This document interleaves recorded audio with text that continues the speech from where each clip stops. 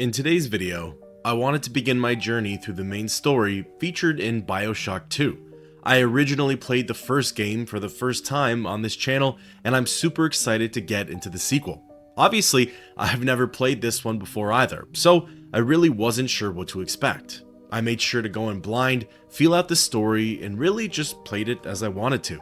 I wasn't worried about endings or consequences, I just wanted to experience the narrative and have fun with it. I definitely was not disappointed, and I don't think you'll be either.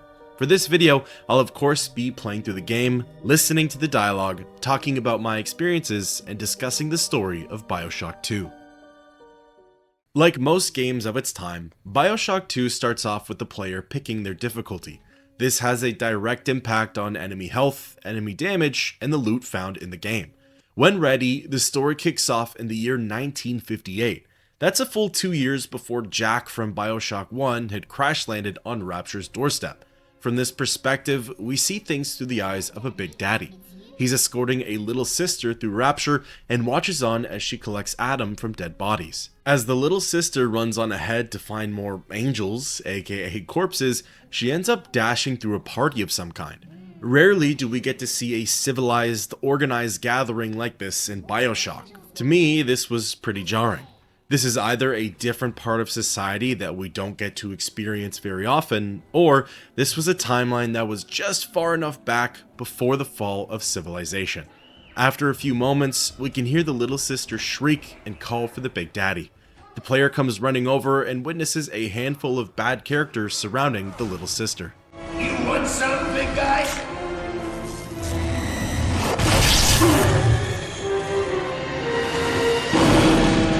Bigger they are, harder they are!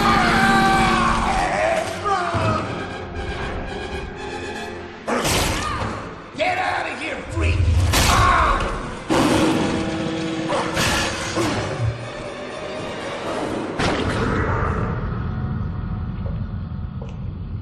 There we are. He's perfectly safe now. This is not your daughter. Do you understand? Her name is Eleanor, and she is mine. Now, kneel, please. Remove your helmet.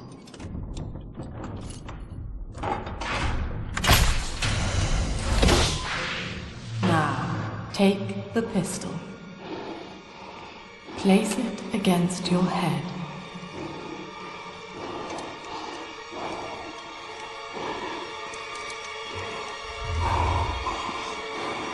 Fire.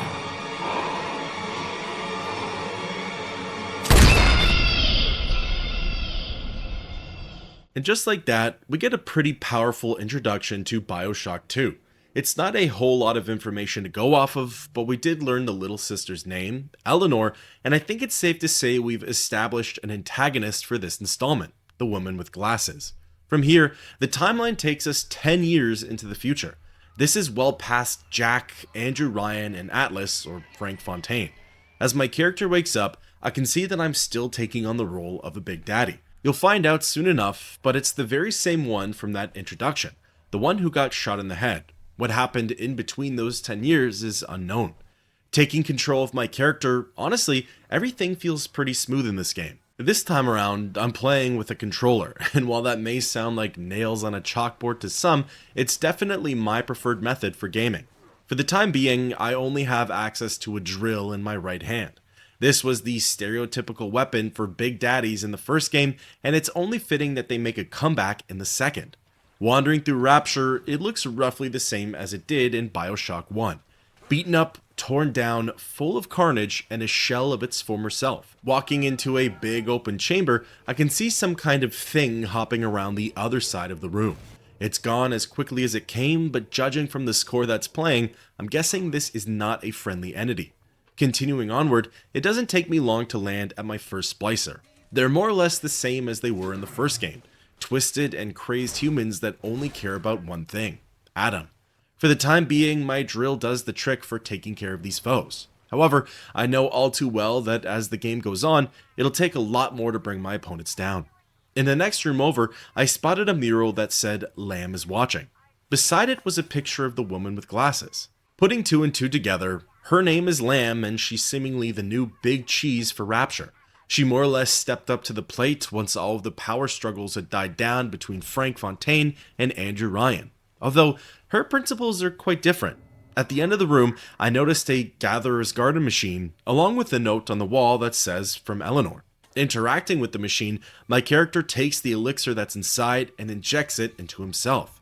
If you remember, this is a plasmid. In particular, it's electroshock. Daddy was sleeping for such a long time, and Eleanor has missed you. Find her and you'll be all better.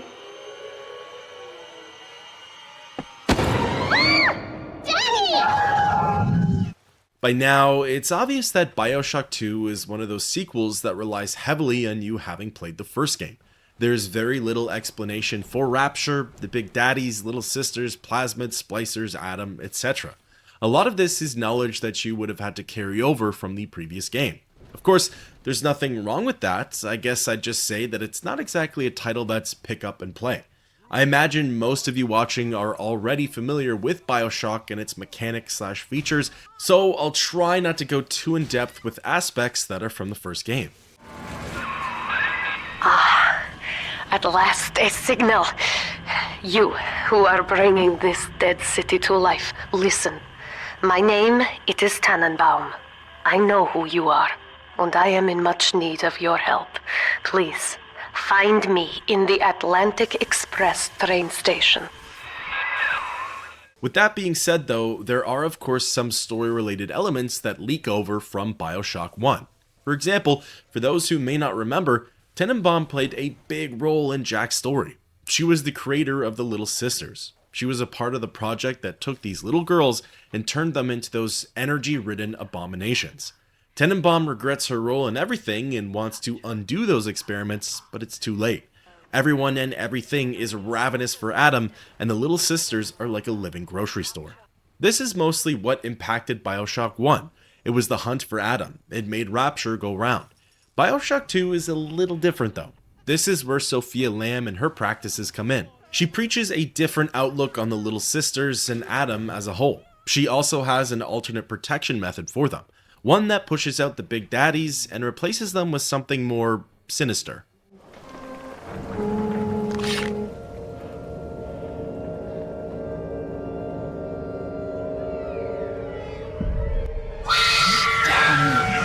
Big sister doesn't want you playing with me.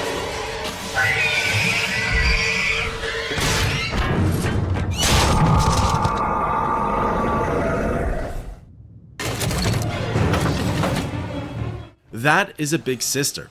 They're the more agile and mobile versions of Big Daddies.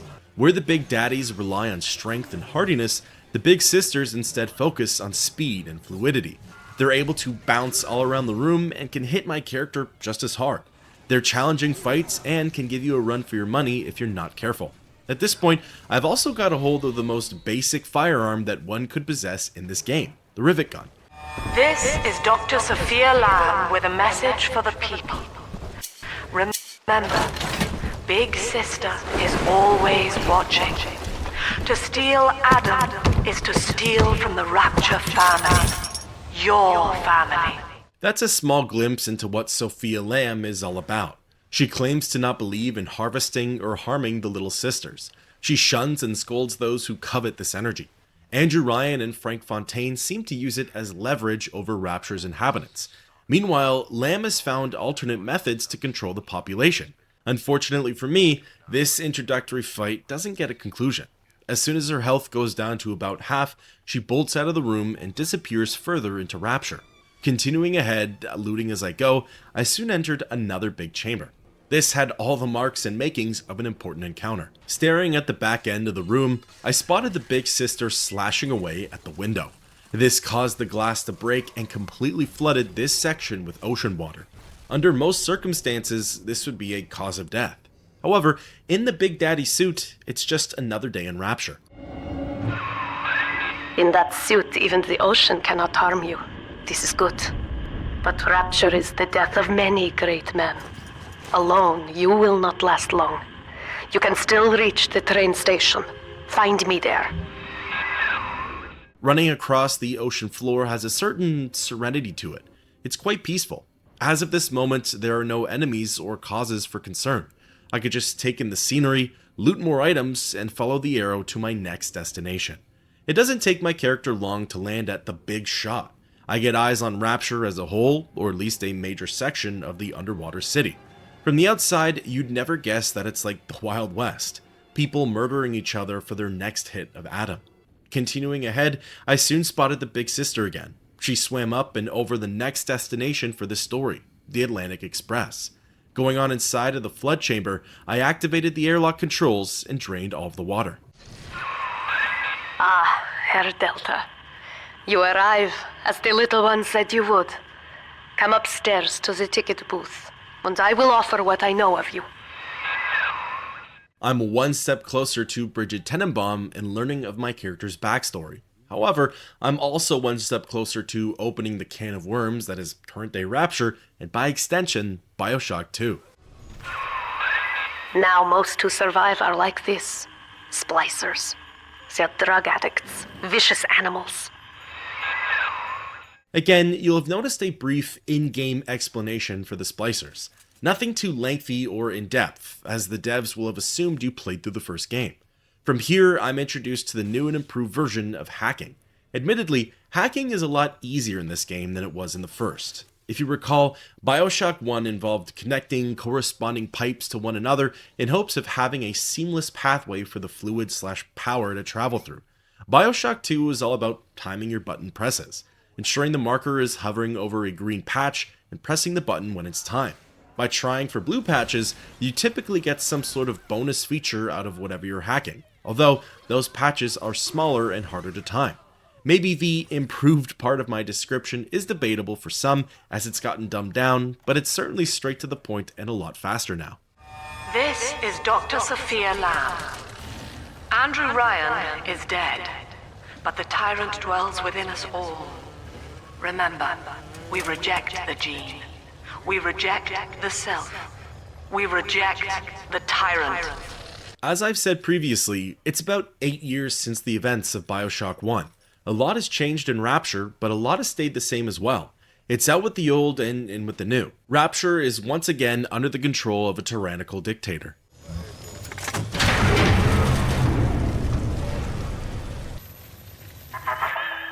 I know you. That symbol on your hand marks you a dead man. 10 years, Subject Delta, since I watched you put a gun to your head and pull the trigger. But take heart. Out of your pain, paradise was born. I don't know how you survived, but your suffering is over now. These men will ease your burden. Please understand that like all I have done, this is an act of love. It is Sophia Lamb. She has found you. In many ways, this feels like a mirror of Jack's first interaction with Andrew Ryan in the first game. You get a feel for who's calling the shots and just how much control they have over this place. Although, in BioShock 1, Jack was able to escape through the help of Atlas. In BioShock 2, the protagonist just gets plain lucky. An evacuation plan is set in motion for them, aka falling through the floor and yet again landing at the base of the sea. Now you know of the enemy we share, Sophia Lamb. The camera in your helmet allows me to watch through your eyes and help you to fight her. The crawl through the Atlantic Express continues as somewhere down the line, I'm bound to land at Tenenbaum's HQ. Shortly after that whole ordeal, I got introduced to the concept of hacking security cameras. While not necessary, hacking can make my immediate future a lot less stressful. Security bots, cameras, turrets, they all offer assistance when it comes to clearing out the immediate area and sometimes beyond. The hacking darts are actually some incredibly useful tools, especially when it comes to turrets and cameras, where getting in close can often result in a negative outcome. Personally though, I haven't come across an abundant supply of these items, so I find that it's best to use them when they count the most. For example, in an area like this, where there's only 2 splicers, probably not the most efficient use of this finite resource. Father, It's me, Eleanor. I know you're awake in there. I can feel it. Mother won't be able to toy with you like that ever again. This plasmid is for you. If I'm right, you can use it now. Please, find me. So, you might have seen a scene like that at the very beginning of the game, albeit it was much shorter. It seems as though Eleanor remembers who my character is, and in fact, wants to be found by him.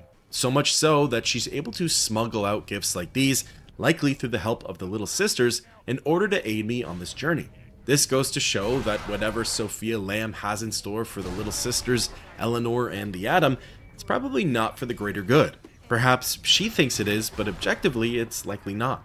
From here, I get access to my next plasmid, telekinesis. It works great for the obvious, picking up items and chucking it at enemies. However, it also works great for catching projectiles and explosives and then tossing them right back at my foes. It's an incredibly useful and satisfying power to have. Of course, the catch is that I have to steer clear of the blast radius, or else I get a small piece of the pie myself.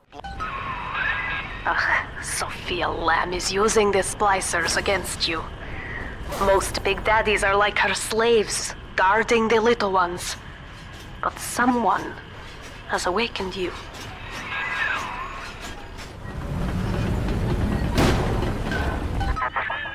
I know of your bond with Eleanor Delta. To save yourself, you will come for her. But Eleanor has a destiny, one you cannot share. There is no place for you in paradise. So, that piece of dialogue brings on an important and reoccurring theme throughout this series, free will. One of the big twists for the last game was that Jack was a sleeper agent. He was considered a tool by Andrew Ryan and Frank Fontaine. For the first half of the game, he had no free will and did as he was told, believing it to be the right cause. As for this protagonist, Subject Delta, they start the game in the opposite sort of scenario. He's apparently broken free of his conditioning. He's doing everything that he can to make it back to Eleanor, and that involves embarking on this grand journey through Rapture. After spotting the big sister once more and capturing the attention of some splicers, Tenenbaum screams for Delta to make a break for the elevator. I suppose the idea is that I'm vulnerable here and can easily get overwhelmed by the splicers, but not actually. This area is filled with objects and machines that I can use to my advantage. Items that can be hurled via telekinesis, and cameras that can be hacked for extra backup. When ready, I activated the elevator and started my ascension. Of course, as soon as that happened, all Rapture broke loose beneath me, as was probably scripted. However, there's nothing they can do to get me now, and it's on to the next stretch. Now, here is what the children tell me.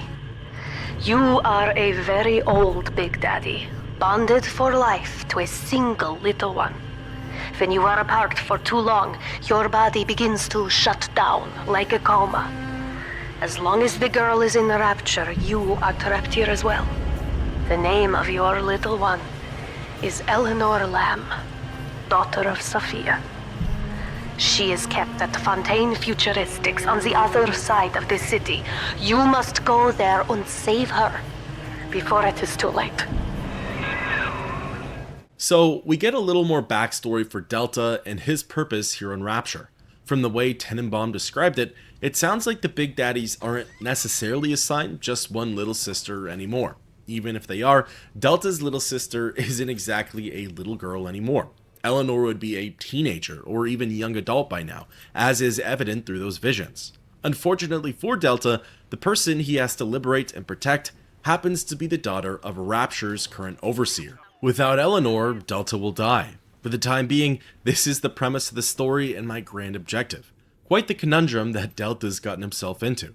From here, I'm introduced to a variant of special ammunition for the rivet gun. They're called trap rivets, activated only when an enemy walks over them. They'll definitely come in handy for what's around the corner. You see? This is why I must fight Sophia Lamb. She is using the new little ones for something. And I have returned to rescue them. If I do not, more children will die for my sins. And the Rapture nightmare will repeat forever. Now, we must talk. Citizens of Rapture, this is Subject Delta. Behind that mask hides an enemy of the people, without soul or sympathy. It is a beast apart, and as family, we must tear out its jaw and drive it back into the sea. Lamb will take this place apart to find you.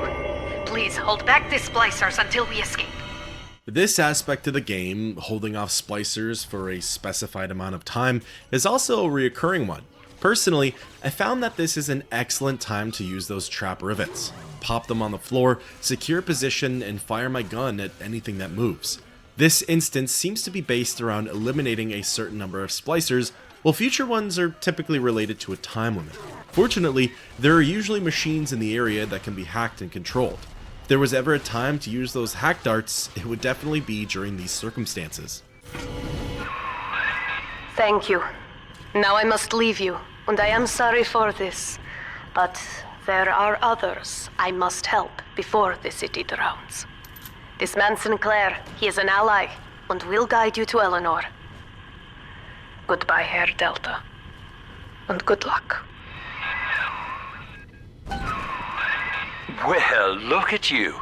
A bona fide knight in armor, complete with iron horse. The name's Augustus Sinclair, sport, Esquire. Old Tenenbaum and I share an interest in the old Fontaine building, the very same place you'll find Eleanor Lamb. I think you and I can do business. Take the train to Ryan Amusements. I'll see you shortly. Stepping foot inside the train car, I'm ready to leave the Atlantic Express behind me. It's off to the next stage in this adventure.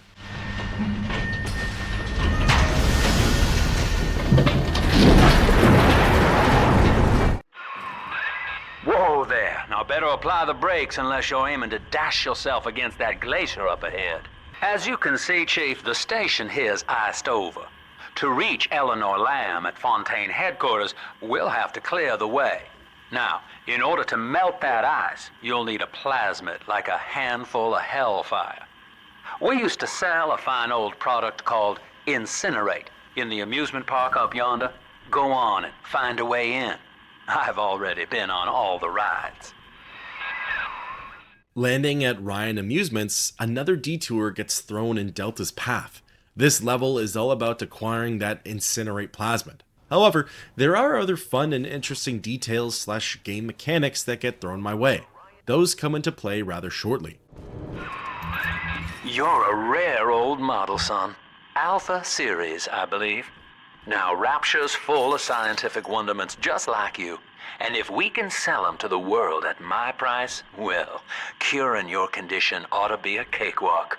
Once we find Eleanor, the sky's the limit. I ended up locating my first weapon upgrade station. Admittedly, I might have missed one in the previous level, but at this point there's no going back. My goal right now is to max out the rivet gun. Since this seems to be the baseline for ranged weaponry, I figured I might as well have it in tip-top shape for whatever's to come. Plus, it's the gun that I end up finding the most amount of ammo for on a regular basis. Hacking my way further into the zone, I got a glimpse of another little sister Big Daddy duo. A bit of foreshadow for what's ahead. Although, first things first, I have to snag the entry ticket. Jam dandy. That'll get you in the park. But buying Incinerate's gonna cost Adam. It's a sort of genetic goo that lets you rewrite whatever God gave you. The little sisters carry the stuff, as you may recall, so you'll need to locate one. I heard whispering near the El Dorado Lounge. Have a look. This part is all too familiar with the first game. Adam still makes Rapture go round, and it's my key to getting stronger. Getting stronger means that Delta stands a fighting chance to find Eleanor. However, this usually comes with a moral decision, one that's based in greed. Something else that gives me a fighting chance is this brand new machine gun that I just picked up. This turret-like gun is great for dealing with a group of enemies at short distances. The accuracy isn't necessarily there, but the DPS and crowd control definitely are. Shortly into my search for a little sister, I came across my very first tonic. For those who don't recall, these are essentially passive buffs that I can equip onto Delta. Typically, they have interesting and unique effects. This one is quite basic, allowing Delta to move faster, but hey, at this point I'll take any sort of upgrade. The quirk of Ryan Amusements is that it has a plethora of exhibits related to Andrew Ryan and Rapture's inception. It paints him in this godlike light, and one can only wonder how much of this is true and what details got left out. As far as levels go, the Atlantic Express was fairly linear. There weren't too many alternate pathways or corridors to head down. However, Ryan Amusements is like a maze. There are chambers, tunnels, doorways, and paths that lead every which way. Rest assured, each one more or less gets explored further into the story, but at the moment, there's a lot of temptation to see just what's on the other side. Until you arrive, Father, I'm trapped here. Smuggling these gifts out is the most I can do to help. The whole vision plus telepathic communication shtick with Eleanor was never really explained, at least not yet. As of this moment, I'm not sure how she's able to communicate with Delta like that, but I'm sure it has something to do with their bond. Eleanor left Delta another tonic, which again goes a long way. This one allows for my drill to deal additional damage. At this point, I've kind of put the drill to the wayside, but at the end of the day, when there's no ammunition left, it's one of the few weapons that can deal basic melee damage. From here, I spent the next few minutes just looting the surrounding rooms. Again, I'd be back here sooner than later, but it never hurts to pocket more cash, ammunition, even health kits.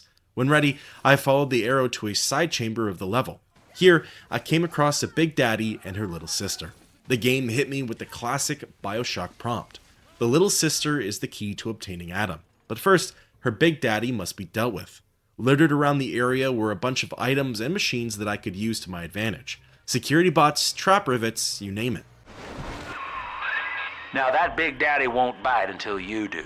But to get to Lil Sis, you gotta put the old boy down for good. In BioShock 1, this was an incredibly daunting task. Being just some guy and taking on an armored mutant with high-powered weapons was no easy feat. In BioShock 2, it's still not easy, but there is a small confidence boost knowing that it's technically an even playing field. Laying down a row of trap rivets, I then swapped over to my next special ammunition type, heavy rivets. These were specifically designed to take down bulky enemies like Big Daddies. This type of foe was the Bouncer, deadly in close melee combat, but easy enough to manage from a distance. Their claim to fame is that drill, the same one that I now have. They don't feel all that tough when you're able to relate to them like that. For a portion of the fight, the Bouncer focused his attention on my turret, allowing me to let off a handful of potshots. Closing out the fight, I gave my fellow Big Daddy a taste of his own medicine. Take a breath, son. You did it. Now, just let her ride on your shoulders and she'll trust you like her own daddy. Approaching the little sister, I'm able to adopt her and take her under my wing, or rather, put her atop my shoulders. We're in business. Now, there are corpses all over Rapture, and little Dimples there can sniff out the atom on them. Find one. Now comes the new atom gathering mechanic for BioShock 2, leading the little sister to corpses. It's how they harvest energy, and it's how Delta is going to get his. However, not just any old splicer corpse will do. These are specific ones. By holding the X button, I'm guided by some force to these special bodies. Interestingly, the corpses have a white glow to them. I wonder if that's just an effect from the game, or if it's how the little sisters actually see them. Maybe that's why they call them angels. She's got a juicy one, but when she starts draining out the atom, the splicers will come running. Be ready before you set her down on that body. Now comes the part that I spoke of before, holding off splicers for a specified amount of time. This is when it's best to set up my defensive position and pop out those trap rivets. That is a child of the family, not a toy for you to exploit and discard. It is fitting that you expire here. One more forgotten curio in Ryan's shrine to the self. Here they come. Keep the splicers off her now till she's finished, or they'll never give up the hunt. Dropping the little sister from Delta's shoulders, she begins to extract the atom from the body. Her progress bar can be seen just below my status bars. As she does that, the energy from the atom draws in a horde of splicers. The crazed fanatics start to swarm the little sister, and it's up to me to gun them down.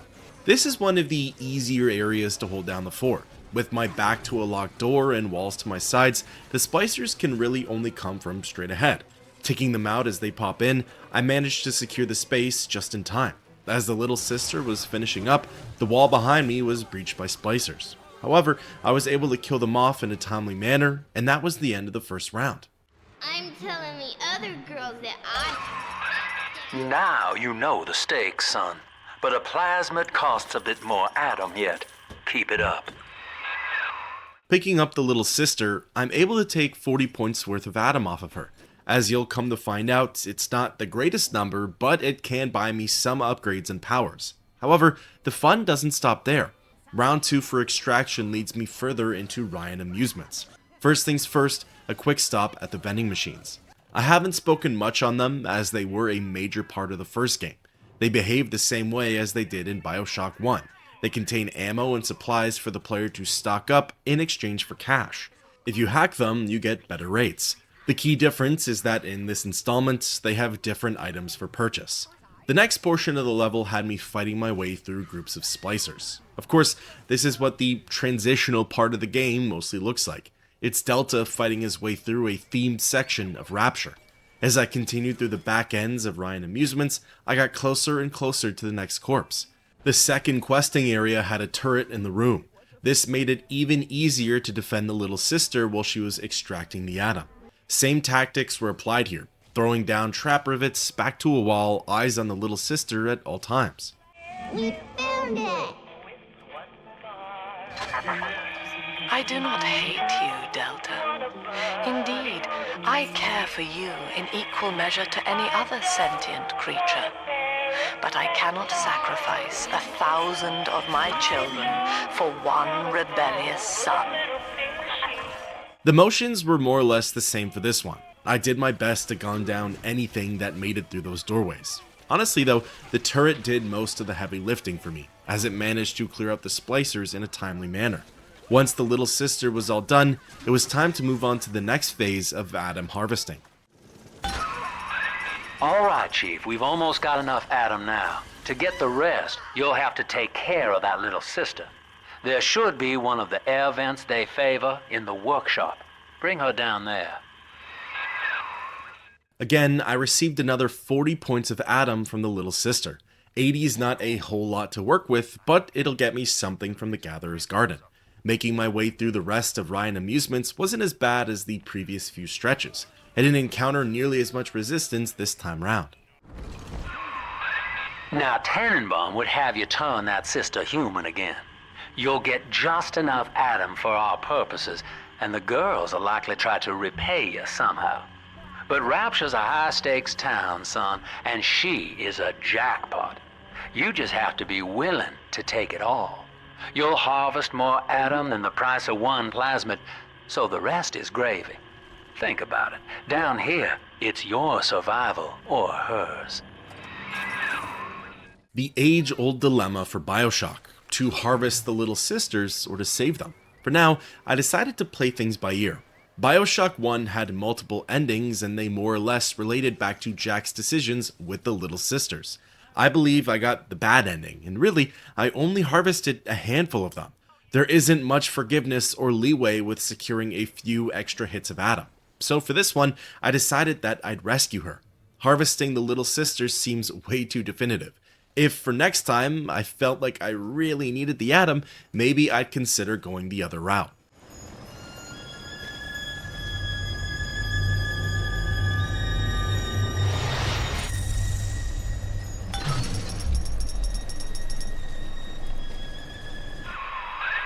Well, our Tin Man had a heart all along.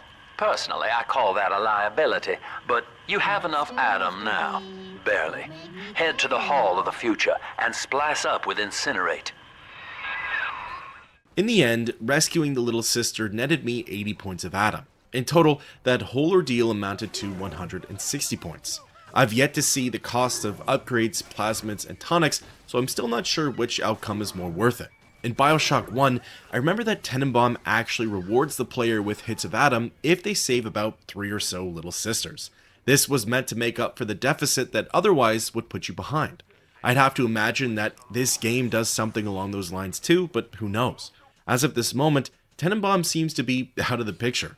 Typically too, early game is easier to go without Adam, as the action tends to only pick up when the story progresses. This means that early game, it might be hard to tell what exactly I'm missing out on.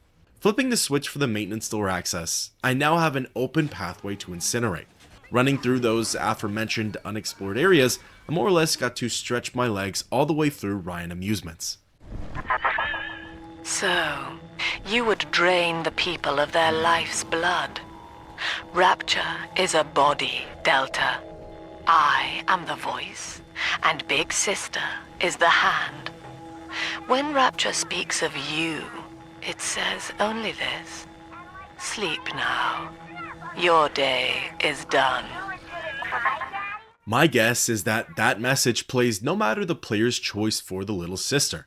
It seems like all Tenenbaum cares about is having the little sisters to gather Adam, and not really what's done with them otherwise. Perhaps that's a clue into what her plans actually are, amassing Adam. As for the Gatherer's Garden, it looks as though the game took mercy on those who decided to rescue the girl. I literally had just enough Adam to buy Incinerate, the health upgrade, and Evelink. The last one allows for health kits to replenish both my health and Eve bar. As for Incinerate, it does exactly as it says. It lights things on fire.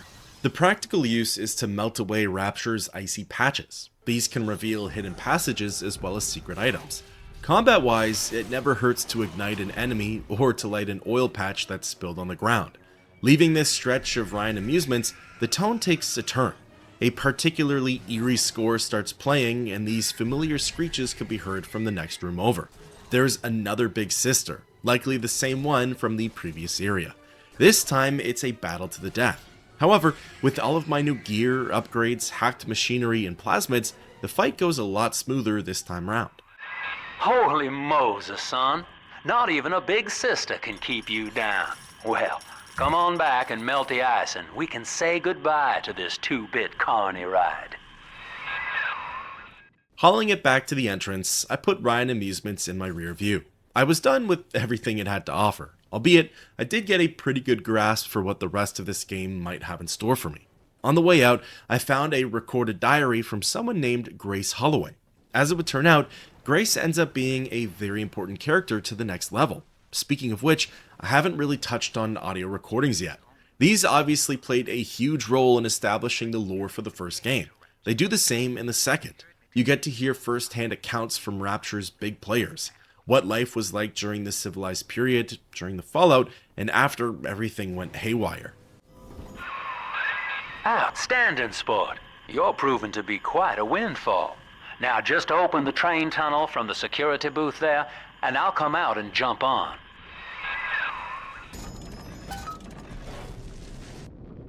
I like to look a man in the eye when I give him my word. You and me, kid, we're going places. I had thought you some golem of Sinclair's, brought here to hold Rapture's arms while he rifles through her pockets. But no, you are aware of your plight. Who, I wonder, would be so cruel to force a mirror on a man with no face? Lamb was waiting for us. Come out shooting and start the train. Remembering past experiences from BioShock 1, anytime I see a physical NPC of any kind in this game, I get major trust issues. Sinclair may seem fine and dandy for now, but I've been hurt one too many times before by my closest allies. In any case, busting out of the booth, guns blazing, I decided to spare some of my ammo and just made a break for the train car. Something important to remember for this series is that while you can receive loot, there's no XP for killing enemies. Sometimes it's better to let these moments pass. Of course, pulling the switch, the game hit me with the classic, "Are you sure you want to progress? There's no going back." I probably should have double checked that there was nothing more for me here. I don't think there was, but in any case, the game moves onwards to the next chapter.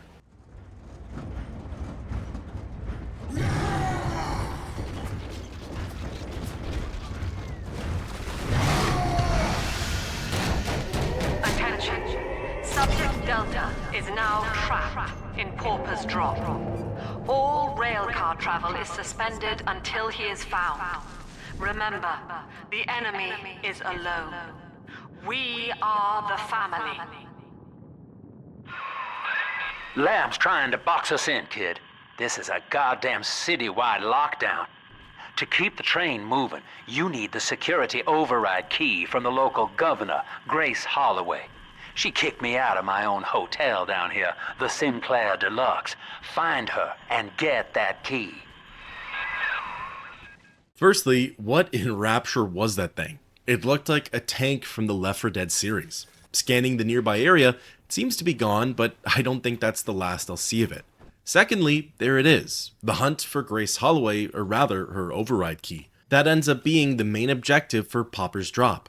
You know, even after coming across some unsettling scenes in this game, I have to say that so far, they really toned down the horror aspect for the sequel. It's a shame because that was one of my favorite parts about the prequel. I feel like BioShock 1 was part horror game, part action-adventure. The first half of the story was riddled with intense moments and disturbing scenes, while the second ends up being a psychological twist. For BioShock 2, the horror just isn't there. I remember you, monster. You stole Eleanor from me. Twisted that baby girl into a thing so sick it can't even die. And now you come swanning into my neighborhood looking for me. Wrong turn, Tin Daddy. When we hang you from a street light and you choking out your last, I want you to remember my face. To touch on the horror aspect once more, I do understand that this title is working against itself in some ways. Most of the terror for BioShock 1 was learning about Rapture, Adam, and the splicers, so the whole start of the adventure. The reason most of the horror was tied into the beginning of the game was because that was the easiest place to put it. As Jack learns or relearns about Rapture, he comes across all of its atrocities in one sitting. It's the perfect moment for a scare. With BioShock 2 though, the player more or less knows what to expect out of the city and its inhabitants. Even so, I feel like the first game did a great job at fleshing out some of the splicers and their personalities, adding an extra layer of creepiness. Well, sport, I guess Gracie's home, but that big lug just dropped half my damn hotel in your way. Now to break through that mess, I expect you're gonna have to work out how he got so burly. Find yourself a genetic research camera, son. You can pick up any number of tricks from a splicer with one of those. Try the pawn shop downtown. Anyways, back to the story, I've apparently already made an enemy out of Grace Holloway. Whatever lies Sophia Lamb has told her have sunk in deep. I'm likely going to face a lot of resistance while trying to reach that access card. Also, that big, brutish monster from before made a reappearance. Sinclair seems to believe that studying that thing will actually help me progress through the level. I'd prefer to just kill it and be done with the whole thing, but I guess the game has other plans. For those who weren't aware, the Brute Splicer is an original concept to BioShock 2. So far, it's seemingly the most spliced NPC that I've seen.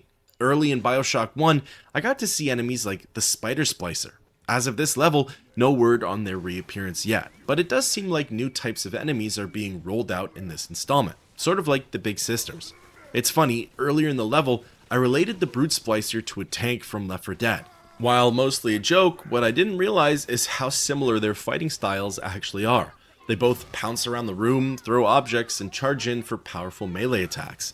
Perhaps a little bit of inspiration was taken from one or the other. In any case, a challenging fight for sure. Probably on brand with the Big Daddy and Big Sister matchups. Well, there's the pawn shop, but it's bolted up tight. You'll have to find another way inside, I expect. Looking around the area, I found an audio recording that gave me a clue on where to head next. What do they expect? You keep enough drug stash in this clinic to slice up a rhinoceros. Of course every poor soul in the drop's gonna start beating down your door. It's my job to think up a new key code to keep them out. Seems like every other day now. Nuts. I'll mull it over for a while at the Fishbowl Diner. I had actually already picked this place clean. However, I'm thinking that maybe I jumped the gun. Heading back in, the only corpse I saw was at the far end of the room. Assuming this to be Tobias, just by his side, underneath a pizza box, was the code for the clinic. Eleanor's grown now, baby snatcher. Even after what you did to her, Dr. Lamb found a way to shape that girl into something perfect, something holy. She's a daughter to us all. Nobody in Rapture will shelter you now. Gracie's got the wrong idea. You're not responsible for turning Eleanor into a little sister. Big daddies are just slaves. And you only recently broke free. There's certainly an interesting back and forth going on here. For starters, Tenenbaum and Sinclair keep saying that I broke free and that I'm no longer a slave. However, here I am trekking all the way through Rapture in search of a little sister who I bonded with over 10 years ago. Doesn't exactly sound like free will to me. Plus, if I don't get to her in time, apparently Delta's body shuts down. Sure, I'm able to think for myself and rationalize situations, unlike most other big daddies, but this is a type of prison that feels just as constricting. I feel like that makes Delta even more of a slave to the system than everyone's letting on. If I don't find Eleanor, he'll literally die. Then you have people like Grace and Lamb calling Delta a baby snatcher. I'm assuming that relates to his previous role as a brainwashed big daddy. However, there's still a lot of past events in Delta's life that have gone unchecked. In any case, finding a way into the pawn shop, I managed to get a hold of a research camera. That thing's a miracle in Technicolor, kid. Works like a movie camera. Start the film rolling before you open fire on a splicer, and then anything you hit him with tells you more about his DNA. Let's give it a dry run, shall we? Easy now. Looks like you got the jump on this fella. Start your... That's it, son. Camera spits out a prize once in a while as you learn what makes a splicer tick. Now, find one of those big old brutes and take him out on film. Before long, you'll be able to brush aside that mess at the hotel. Sinclair spat out a lot of info and didn't bother finishing what he was saying for some of it. But similarly to BioShock 1, if I perform enough research on specific enemy types, I'll learn their strengths and weaknesses, which can greatly benefit me in battle. Using that camera's a bit like telling a joke. Each time you tell it the same way, it gets a little more stale, so you gotta change it up to keep it fresh. The concept for the brute splicer research is certainly interesting. By learning more about the beast, I'll be able to pick up on new tricks and abilities. Those will in turn help me progress through the game. I can't remember if that was a mechanic in the first installment, but it certainly feels novel. In any case, on my hunt for another brute, I ended up wandering past a big daddy at the wrong time. This thing was in the heat of battle, and me walking beside it seemed to be taken as a threat. I didn't want to go through the hunt for corpses just yet, but I suppose extra hits of Adam early on are never a bad thing. Again, for the time being, I decided to rescue the little sister instead of harvesting her. Family, that monster has taken another of our babies for his own. Tin Daddy is hollow like a jail cell that needs filling, and he will never let her go unless you hunt him down. I still felt like I had an appropriate amount of Adam to work with, even after taking the reduced hits. Again, if it's anything like BioShock 1, harvesting is more instant gratification, while rescuing leads to a better result in the long run. It starts to pay off after a certain number of little sisters have been saved. Interestingly, since this is no longer the tutorial little sister, I have the option of harvesting her on the spot. The monster has taken another of our children, family. He would turn her from us just as he did to Eleanor. Show this thing what befalls the boogeyman when he steps into our garden. In theory, there are 4 points with each little sister that I could choose to throw in the towel and take all of the Adam. After defeating the Big Daddy, after she saps the Adam from both corpses, and at the vents when it's time to make a final decision. I do wonder if there's a way to maximize the amount of Adam that Delta can receive per little sister. Thinking about it, waiting until the vents and harvesting her would probably yield the greatest number, as you'd get the 80 points and then whatever hit comes at the end. There's one of those big goons now. Start your camera rolling on him, and then let him have it. Well, as coincidence would have it, I ended up finding the brute splicer and event in the same room. Talk about two birds with one stone. Rolling the camera, I was able to do a number on his health with the anti-personnel rounds. Those didn't last all that long though, and after a few shots with the heavy rivets, I was back to basic ammunition. Luckily for me, upgrading the rivet gun as a whole worked wonders, and even the basic rivets were able to shred through the rest of his HP.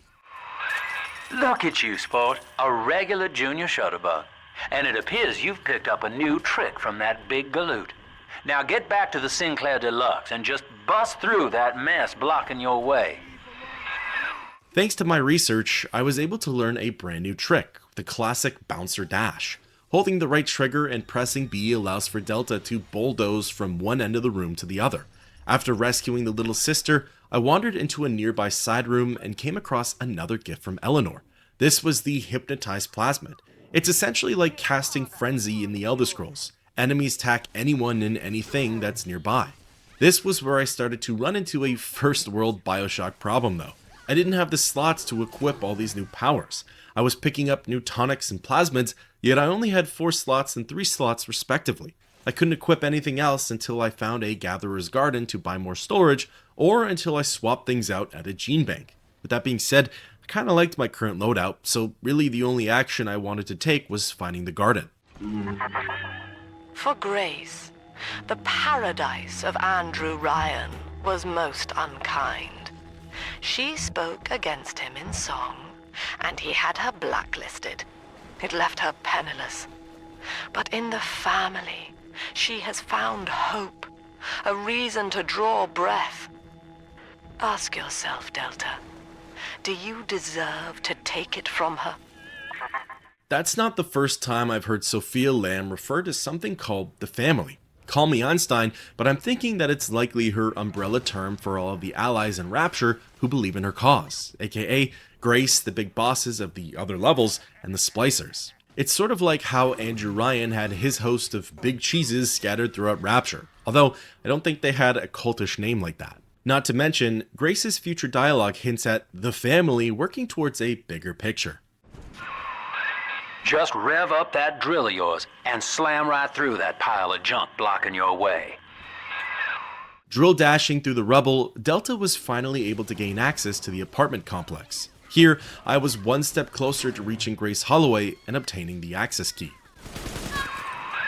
Now Gracie was on the top floor. Get on up there and persuade her to give you that override key. Traveling through the apartment complex, again I encountered unsettling scenes, but nothing like the horrors of BioShock 1. It'll take a little more than a dark hallway to scare this guy. The baby snatcher's headed up into the hotel, family. He wants me so he can get to Eleanor. Tin Daddy feels no guilt. Tin Daddy feels no pain. But we are the family and we can teach him how. The crawl through the corridors involves Delta taking on a host of splicers. Because the scene is enclosed, dark, and unfamiliar, they take advantage and typically surprise attack the player. It's a nice touch from the classic run and gun type of gameplay that I've experienced thus far. Watching you hurt shouldn't give me such a lift, monster. But I'm not as clean on the inside as the doctor. I'll take my joy where I can. Fully upgrading the rivet gun, this thing now shreds through enemies. It deals increased damage, rivets have a chance of igniting my foes, and I have increased clip size. It's at this point that I started to feel fairly confident in my build. Blood divides us, monster. It's blood that makes us strangers. But thanks to Dr. Lamb, we're all family now. One people, one cause. You can stop this heart bleed, this old body, but you cannot end the family. And as for you, Tin Daddy, you're dying alone. Typically, when an enemy spouts more and more threats, that means that you're getting close. Holloway should be coming up real soon. For now though, the trek through the rundown apartments and battling against splicers continues. Most of the enemies faced in here are thuggish and leadhead splicers. Only once did I have to go through a brute, but his health was already low due to some surrounding flames. Gracie's room is just up ahead. Now, she's been sending all manner of unkindness your way, so I'm not particular as to how you take that key away from her, but she's old, and this grudge against you was based on a misunderstanding. It's now that Sinclair sows the seed of mercy. He tosses the idea that I have a choice in Holloway's fate. Let her live, who knows what that'll lead to, or kill her, again an unknown outcome. We both died tonight, monster. I, because your kind has killing in its nature. And you, because there's no way the family will let you stroll out alive with that key. It's clear that Grace seems quite upset and honestly hateful towards Delta.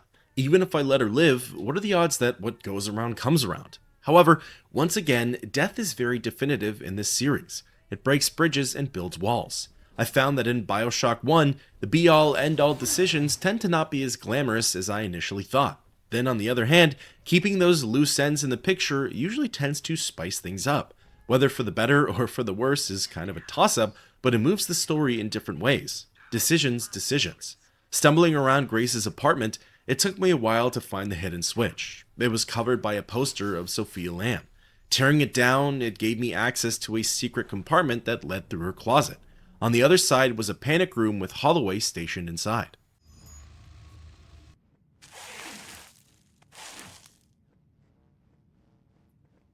I know what you're here for. Go on, take it. I won't have you touching me. Dr. Lamb trusted me to care for her child. And I tried. But baby Eleanor disappeared. And then one day, I see her walking with you, looking wrong. And when I tried to hold her, you knocked me down. Broke my jaw. So I'm ready, baby snatcher. Come on in and finish the job.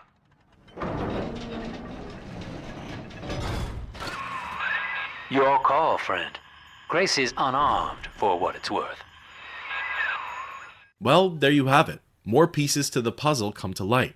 From Holloway's perspective, I'm the evil one. I took Eleanor from Grace and hurt her when she tried to rescue the girl. Combine that with the misinformation from Lamb, and it sort of makes sense as to why she hates Delta. Honestly, Grace isn't anywhere near creepy enough for me to put her down. To hell with you then. Go on. You're a bigger man than I am, Chief. Maybe next time she'll think twice about pointing fingers before all the facts are in. Now, let's be on our way. Eleanor's waiting. You had me under a gun, yet you just walk away? No monster alive turns the other cheek. No monster does that. A thinking man does that. I know that Dr. Lamb is no liar, but she's got to be wrong about you. Doesn't seem right now, letting you walk into that bushwhack waiting outside. I can't call off the family, but I can whisper a bit and improve your odds. These whirlybirds are custom jobs by an old friend. I'm afraid this is all I can do for now. I think the freaks and sadists of Rapture are probably the ones I'd have a tough time letting walk. For Grace, though, all I see is an older woman who was just doing her job. She sounded like Eleanor's babysitter. Sure, she had some alleged lies enter her head, but she also lived her truth. She had a run-in with Delta and got a bad impression of him from the get-go. Those create the perfect storm for a brand new enemy. In a way, I bet Sophia Lamb is the same way. I'm eager to have a face-to-face meeting with her, and hopefully there, we'll get to see what's really going on. Plus, letting Grace live had its benefits. She supplied me with a few security bots that could escort me to the train station. First things first though, I have one thing left to do here. Deal with the final little sister. Moving on to the next level without all of my potential atom drops would be detrimental. That's how Delta becomes underpowered, and that's when late game becomes incredibly difficult. This was honestly a whole ordeal though. First, I had to defeat the Big Daddy. For that one, it was business as usual. The security bots helped me out a ton, and I had just finished hacking some other machines in the area. After that, a brute splicer attacked. This was a random encounter. It doesn't really deserve to be lumped into my experience, but I'm doing it anyway. Then I had to protect the little sister while she drained the two corpses, so the standard. For now, the difficulty there was about the same as the previous ones. The progress bar slowly fills up, and I fight for my life to protect her. Honestly, I'm still unsure how I feel about this brand new atom gathering process. From the perspective of a Big Daddy, it's pretty immersive. She pulls this mysterious energy from dead bodies, and I fight off the incoming splicers. Practically though, it's a bit of a nightmare. It's very involved and honestly takes a while to do. I think the trade-off in this game is that no matter what you decide, harvesting or rescuing, you do end up with even more Atom than the first game. More effort means more points to spend on tonics and plasmids. However, there are now an extra 3 steps to saving a little sister. It's no longer as simple and straightforward as defeating the Big Daddy. Of course, I could always harvest the little sister from the get-go, and that would surely speed things up. I guess that's the other trade-off. The evil route cuts corners, while the righteous one is very hands-on. In any case, after rescuing the girl, I received a chilling notification. I heard an ear-piercing screech, and the game sent me a prompt saying, "A big sister is coming for you, get ready for a fight." If you recall, earlier I said that in BioShock 1, Tenenbaum rewards the player for saving the little sisters by sending in care packages. While it comes in a much different form, this is BioShock's 2 version of said care package. This is how Delta makes up for the Atom deficit. Rushing back to the central area, I set up in the middle of all my hacked machines and security bots. At first, the big sister aggroed onto my turret and destroyed it. She took some damage in the process, but not enough to make a huge difference. After moving over to her location, she leapt down from the rooftops and turned her attention to me. This matchup was a lot trickier than the last 2. Even with all the extra help and upgraded weaponry, she was still putting up one heck of a fight. Also, I guess the game decided to throw a brand new ability their way. The big sisters are able to heal themselves by snatching nearby splicers and absorbing all of their Atom. That's certainly something to beware of for future encounters. It was long, it was dirty, and it was tough, but I finally bested the big sister in our duel. The nice part is that they carry small hits of Atom as well, so those can go a long way at the Gatherer's Garden. Well, sir, I don't know what to call you now. You've done more than just spare my life. You've opened my eyes. I need to put a few questions to Dr. Lamb. By sparing grace, do you seek to gain my trust? A feeble ruse. Your crocodile tears may poison her with doubt, but I am not so easy a mark. With everything taken care of in Pauper's drop, I returned to the train station and inserted the access card into the console. Overriding the lockdown, Delta is now one step closer to finding Eleanor, as well as learning more about his backstory and just who this Sophia Lamb is. Starting the train, the adventure moves on to the next level, Siren's Alley.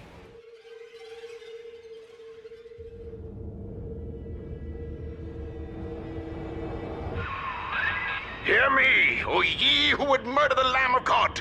Ye shall never reach her garden!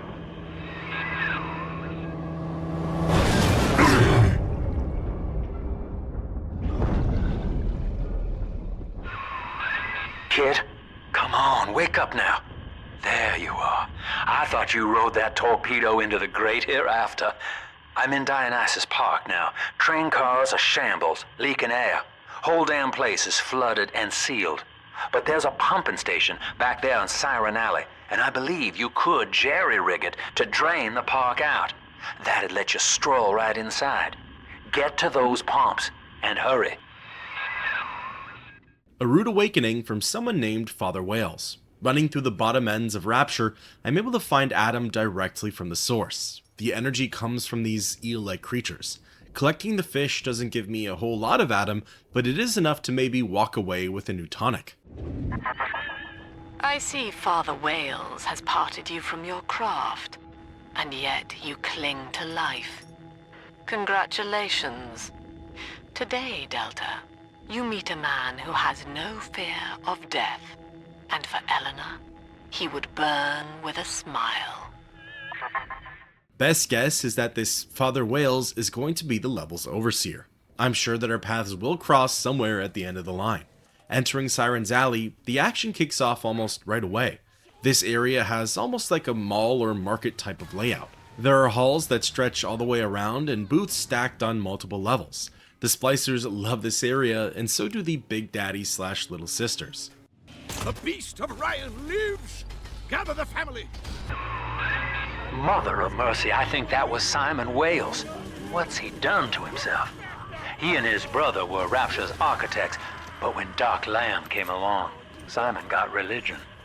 He's got a kind of church down in the pumping station. Expect a reckoning when you arrive. The interesting part about Siren's Alley is that most of the little sisters seem to be grouped up right at the start. I didn't really want to begin this level by hunting for Adam, but I suppose it's something that I can just get out of the way now.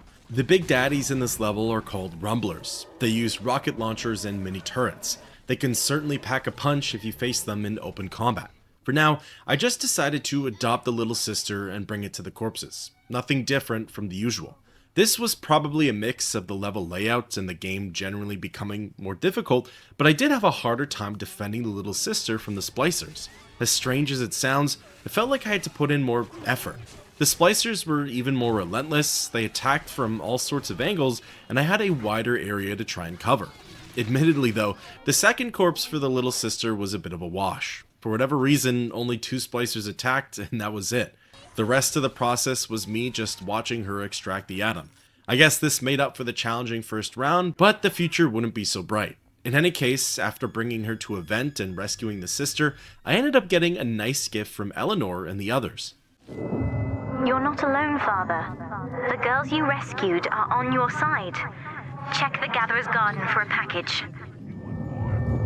I guess there is a care package that comes with rescuing the little sisters. I just assumed that the big sister was that additional carrier, but I suppose not. You see, I'm learning as I go here. With one little sister out of the way, I was now focused on making a little bit more headway with the level. I think Mother knows I'm helping you like this. She's accelerating my treatments. Don't give up on me. Receiving the security command plasmid, I was now able to control who or what my turrets and security bots targeted. Admittedly, not my most used ability, but it was neat to have. However, when Security Command 2 comes around, that proves to be a real game changer. Making my way upstairs into the back of the room, I came across my next roadblock, a locked door. Daniel, you and I drafted Rapture's blueprint together. Wales and Wales, architects. Do you remember? But Andrew Ryan led us astray, my brother. Turned us from the Almighty. Dr. Lamb offers you salvation, Daniel. I ask only for proof that the barest flicker of faith remains in you. I left a gift for you at the Pink Pearl, in your offices. Find the code on it, brother. We shall pray together for your sorry soul.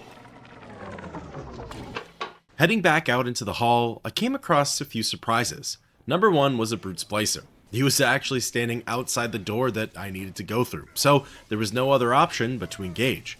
Surprise number 2 ends up coming from none other but Grace Holloway. It sounds like Grace has had even more clarity since we last spoke. She now doubts Sophia Lamb and supports me further by delivering another care package. Definitely not regretting my decision with her. Then, surprise number 3 is the second big daddy / little sister duo. Again, I didn't want to deal with them so early in the level, especially back to back, but I guess it's better to receive upgrades earlier than later. After all, I did say that I'd make a little more headway into the level. I'd say discovering a locked door does the trick. So, engaging with the second Rumbler and defeating it, I again went through the motions with the little sister. This go around was a little more passive though, as I wanted to multitask by meeting this Daniel Wales. Entering the Pink Pearl, I received an interesting new weapon, the spear gun. This is the type of weapon that has a slow rate of fire and a one-off shot, but if placed properly, it's able to deal a lot of damage. Also, the ammunition can be retrieved, so in theory, you could never run out of spears. The Pearl was among the ritziest lodgings in Rapture, but during the war, the residents put themselves up for sale. Daniel's office is on the top floor, I believe. Along with the spear gun, I also got a hold of the shotgun. This one's pretty self-explanatory. But in fact, I've been picking up shells for it ever since Pauper's drop, but haven't been able to actually find the gun until right now. As it stands, it's not my favorite weapon either, but with a few modifications, this thing could be able to pack one heck of a punch. Also, I just discovered that there was aiming down sights in this game. At first, I didn't really think I'd use it, as hip firing has gotten me this far. But as the game went on, it became more and more useful. Fortunately for me, the first corpse for the little sister was in and around the Pink Pearl. so I was still able to knock multiple things off my to-do list while in one area. Again, I could notice an increase in difficulty when it came to defending her, and this time round, I didn't luck out with a splicerless run. In fact, by the end, I found myself facing off against a brute. As far as I can recall, this is the first time that's happened. As for the second corpse, well, I'd have to wait a little while longer. It was actually tucked away somewhere beyond the locked door, so in order to get to it, I'd need to actually progress with the story. Hey, fine by me. Advancing through the pink pearl, I came across yet another statement I'd have to walk back on. As it would turn out, there are in fact spider splicers in BioShock 2. Furthermore, they're bigger and stronger than ever. That has to be Daniel. Hunt him down and pin his ears back, kid. Finding Daniel Wales comes with the reintroduction to spider splicers. These things are mostly melee fighters as they hack and slash away with hooks. They're also able to hurl projectiles at Delta, and to make them even creepier, aka more spider-like, they can crawl on the walls and ceiling. So far, of the splicers, they seem to be the tankiest, barring the brutes of course, but those are more so special encounters. For this portion of the Pink Pearl, I found myself chasing Daniel through the complex. Along the way, I came across several audio recordings from Daniel. They detail his and Simon's, Father Whale's, past. Sinclair hinted at it before, but these two were big players in Rapture's design and architecture. They were hired on, brought into the city, and ultimately fell victim to its chaos. Daniel now runs the brothel, aka the Pink Pearl, and Simon is the leader of the church here in Siren's Alley. The two are estranged, and while Simon is a part of Sophia Lamb's family, Daniel isn't. In fact, Daniel detests her. Speaking of which, Daniel Wales is technically the first boss fight that Delta has in the game. That is, if you don't include the big sister fight. Daniel duels with a shotgun, lobs Molotov cocktails, travels with a security bot, and uses the local splicers to his advantage. He's got a decent amount of health, and if you're not careful, he can easily wear you out. Luckily, some anti-personnel ammo, a few spears, and perseverance seem to do the trick. After defeating the Irishman, I was able to secure the code for the door and listen to his last audio recording. Tonight, I had a pain in me head. This time it wasn't from the wine and the whores. So naturally I came up to my office to murder it with a drink. And there on my liquor rack is a bottle of sacramental wine from my dear brother Simon. And of course the vintage date on the label is the code to enter his territory. 1919. I should pass his bleeding wine through my system, send it back warm. Faith, Delta. It lives within us, yet beyond us. Daniel Wales lacked it. Father Simon Wales does not. The faithful do not die in fear, as you did. We achieve martyrdom. With the code in hand, I was free to return to the locked door and gain access to the next area. This is obviously where the story continues, but also where I'd find the second corpse for this little sister. Now through this junction is the rest of the alley, including the very pumping station we're after. Father Wales has been recruiting holy rollers down there for Lamb. If only this next step would be as simple as putting in the code 1919. In BioShock, it's never that easy.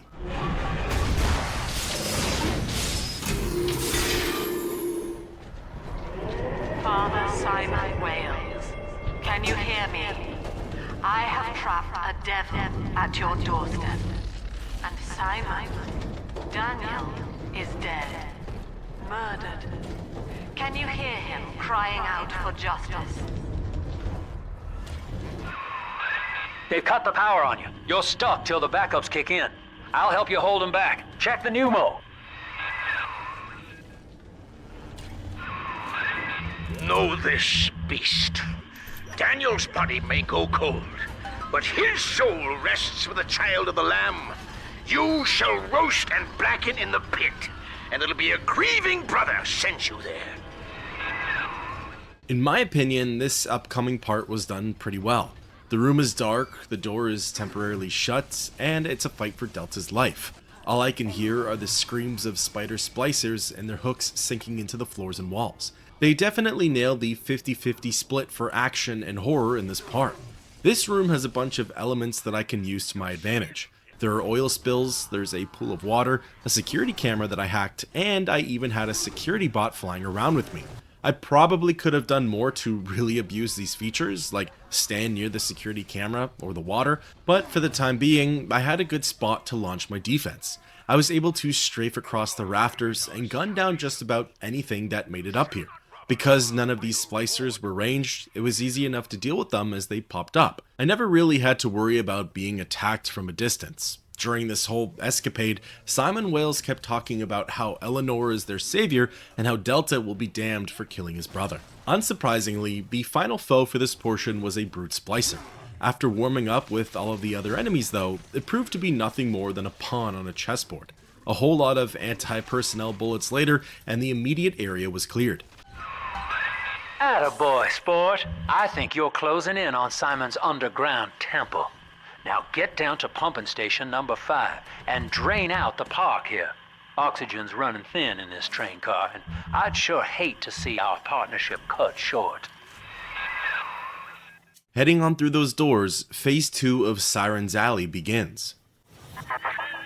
Ask yourself, Delta. You who have suffered beyond measure at the hands of men like Ryan.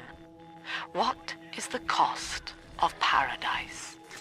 To end pain, to end sin, what must we pay? Eleanor is my answer. Of course, I'd run into the third and final little sister right here and now. Don't worry, I still had to deal with this current one, and knowing what comes after the last hit of Adam, I wanted to delay my tango with the big sister. However, first things first, I decided to finish up with what I had started. Setting my current little sister down, I watched as she sapped Adam from the angel. This time around, I dealt with all manner of splicers, leadheads, thuggish, and spiders. Again, not the easiest area to cover, simply due to all of the open pathways and exposure, but the job got done. After dropping her off at the vent and rescuing the sister, I was then free to move on to the next questing area. So far, I've had access to more Adam than I knew what to do with, so I definitely didn't feel the need to ever harvest the girls. Plus, knowing that it gets made up for with not only the big sisters, but also the gifts from Eleanor, I'm definitely good with my current trajectory. Each of you know the child of the Lamb. Through Adam, our souls shall pass into her holy blood and will be reborn as a single immaculate body. At this point, Simon Wales is starting to get desperate. He's calling all of the splicers to him and trying to unite them under one cause, taking down Delta. Sounds familiar, doesn't it? Also, after buying up heaps of tonics and plasmids, I was starting to learn which combinations make Subject Delta tick. For example, Freeze in the drill, incredibly powerful. This 1-2 combo destroys splicers in an instant. In fact, Freeze is good with just about any one-hit wonder type of weapon. The issue though is that I can't come back and loot the corpses, as there's literally nothing to get a hold of.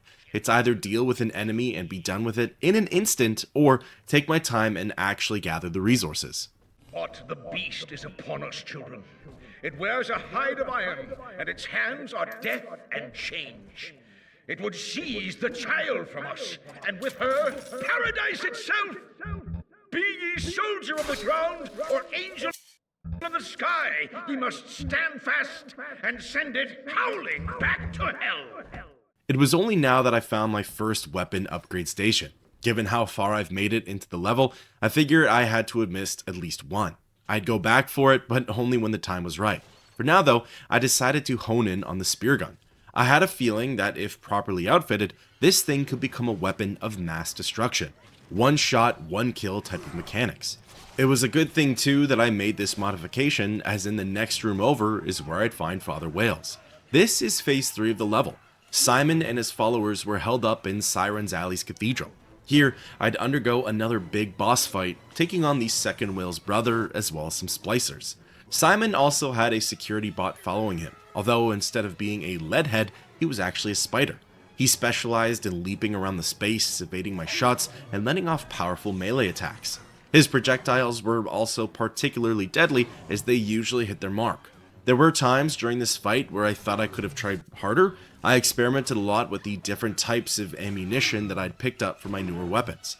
The battle was long and drawn out, again my fault, but given how many first aid kits I had in store, I knew that Delta was coming out on top here.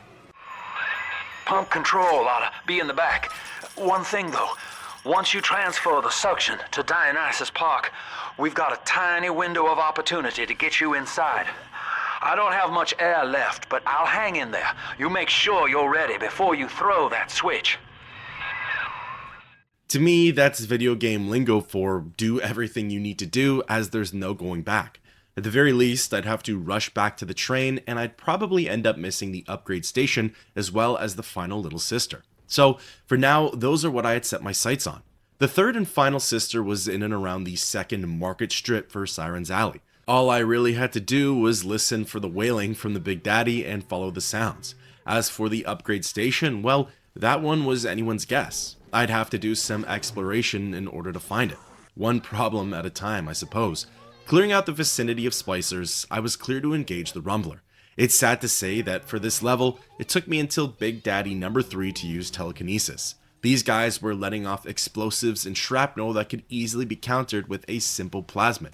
That was it, they were really just one-trick ponies. I wouldn't say that I had much trouble with the past two, but the third and final battle was certainly the easiest. From there, I escorted the little sister to the two corpses. Again, all things considered, these were some challenging matchups. The splicers attacked from every which way, and there was never a dull moment. It's of course a purposeful design for the devs too, to have the angels placed in their specific locations. Each spot typically has some advantages as well as disadvantages to their placements. Plus, the spider splicers ended up taking up a lot of my firepower. I found that I had to keep my focus on them the longest, and that usually made way for other splicers to enter the battle. Rapture forbid, I found myself taking on 2 or 3 of them at a time. Those encounters would end up becoming very long ordeals. In any case, Siren's Alley's little sisters would end up being a bit of a wake-up call for this playthrough. The true testament that as the game goes on, the enemies become harder and harder. Once the little sister was rescued, I heard that infamous ear-piercing screech and that anxiety-inducing score. I really didn't have the ammunition or supplies to last in a big fight like this, my fault for coming unprepared. So, while the big sisters stumbled through the level, I did my best to rush over to the nearby vending machines in search of salvation. Plasmids and tonics came first, then I went for first aid, Eve, and some rivets. At least I'd have something to slowly knock her health down with. That and the fire plasmid also worked wonders. However, after gaining access to the ammo machine, I was back on track. A couple of heavy rivets later, and the big sister was down for the count. That was it for the little sister portion of the level. Now, I just needed to work on finding that upgrade station. It took a fair bit of searching and exploration. As the game would have it, this second one was tucked away in a place called the Mermaid Lounge. This little bar area was in the first stretch of Siren's Alley. Of course, it was home to its fair share of splicers. The station itself was on the first floor, but it was locked behind a security gate. Heading on upstairs, there was a hole in the floor that led straight down to it, but it too was locked. Looking through a window, I could see that just beside the gate there was a control panel. This was only accessible via hack darts. Remember earlier when I mentioned that these things would be better off used at specific times and places? Well, this is certainly one of those moments. Gaining entry, I was able to leap down and put this level's final upgrade into the shotgun. As of this moment, my biggest complaint with it was its clip size. Well, being able to increase that from 2 shots to 6 was like a dream come true. At point blank, this thing was already deadly. Now I had a little bit of breathing room with that extended damage output. Officially, Delta was now done with Siren's Alley. There was nothing more for me here. Well, technically there was if you include collectibles and audio recordings, but you get what I mean. Heading back to the church, this time I pushed past the congregation area and went into the back rooms. Here, I could activate the pump controls and divert the emergency pumps. Do you think me a tyrant, Delta? Vying for control of a dead man's dream? The city is nothing. Rapture must die so that Eleanor may rise from its body. Allow me to demonstrate.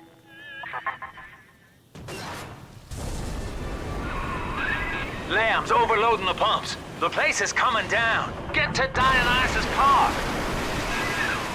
Yeah, good thing I dealt with everything beforehand. Something tells me that now wouldn't have been a good time to go exploring for the little sisters and power to the people machine. Fleeing Siren's alley, I encountered some splicers, but most were in some kind of a trance, almost like they had given up hope and just threw in the towel. Subject Delta, I want you to commit this moment to memory for me. This howling, brutish slog through the dark. This is who we are. Get out of there, kid! There were, of course, a few enemies that still wanted one last fight, namely the spiders. It's always the spiders. However, given with what was coming, I kind of figured that the writing was on the wall for just about everything in Siren's alley. The place was flooding, and realistically, the only beings that can survive underwater are Delta and the other big daddies.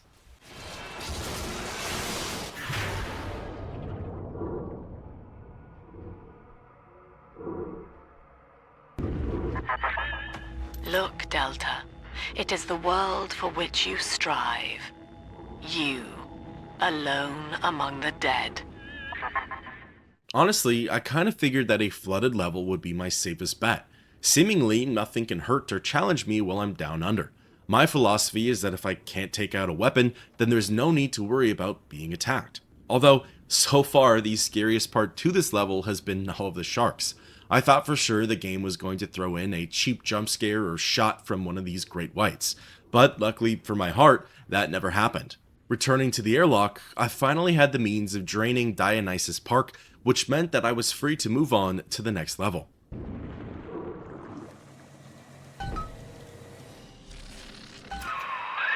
Dionysus Park was owned by Sophia Lamb, Chief. Sort of a private retreat for her social experiments. One night it flooded, killing all her guests. Pauper said it was cult-related. Come on up to the train station. Let's rendezvous. In comes level 6 of BioShock 2, Dionysus Park. In my opinion, this is among the most unique levels for both BioShock 1 and 2, at least in terms of premise. The game will be getting into what that is exactly in just a moment. In the meantime, Delta gets introduced to another splicer from Andrew Ryan's era, the Houdinis. These guys are up there with the spiders in the sense that they're challenging and have interesting gimmicks. The Houdinis are able to teleport in and around the room, leaving only a puff of red smoke in their wake. Furthermore, they attack Delta with the Incinerate plasmid. As far as I can tell, these are the first splicers that literally fight fire with fire. Attention! Subject Delta has drained and infiltrated Dionysus Park. His death is our rebirth. The life of the people's daughter is in your hands. In any case, for the Houdinis, add another challenging foe to the roster. It gets touched on more as Delta runs through Dionysus Park, but this section of Rapture has been underwater for quite some time. So much so that it heavily leans into the aesthetic for this level.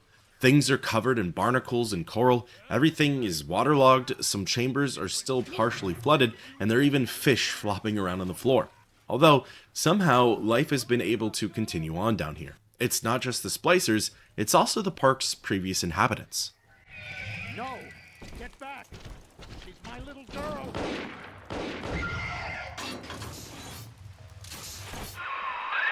Well, the good news is I've located a new train car. But the station's still locked down, and we're not alone in here. I see a shadow in the security booth. I'll lay low while you have a gander. Well, hello, boys. The name's Stan Poole, Rapture Tribune. Quality paper. Before the locals stopped reading and started finding other uses for it. Anyway, I'm looking to cut a deal, fellas. Come by the train station. I'm here in the booth. Stanley Poole appears to be the one calling the shots around here. If I've learned anything thus far, whoever has control of the trains is the area's big cheese. All that remains to be seen though is if he's friendly and what kind of deal he wants to cut with Delta and Sinclair. Dionysus Park was my home, Delta. An experiment in social unity, cut short by human folly. You dishonor its memory with every step. Now see, Lamb knows you're here, but I'm incognito. Thing is, since you drained out the park, the little sisters are already starting to nose around. looking for Adam, and, I can't have that. That's a small glimpse into how Stanley keeps the park operating. By staying off the grid, i.e. having most of the area flooded, there's no flow of Adam down here. Now, Adam means no little sisters, no big sisters, no big daddies, fewer splicers, and no attention from Lamb. However, as Pools pointed out, Delta draining the water from the area has brought life back to this part of Rapture. Under most circumstances, that'd be a good thing. But for this area, not so quite. Interestingly, it didn't take me too long to find my first upgrade station for this level. It wasn't quite like Siren's Alley, where I only grew stronger at the end of the mission. I was lucky enough to start out this adventure with a big modification to my shotgun. As would just so happen, that weapon would go on to be the unsung hero for Dionis' Park. Take this, Father, and hurry. Mother can't hear this, but she's looking right at me. And her face. Eleanor has been able to keep up with her part of the fight. She's still doing a good job at smuggling items out from wherever she is. However, judging from that last message, something tells me that her role might have just gotten more difficult. In any case, Eleanor left me behind quite the epic weapon. Taking hold of the launcher, I was now able to throw around grenades and explosives, kind of like the Rumblers. Slowly, I was turning into a variant of every Big Daddy combined. After testing out my new toy, I made it to the train station and finally got to meet with this Stanley Pool. Okay, so dead men tell no tales, right?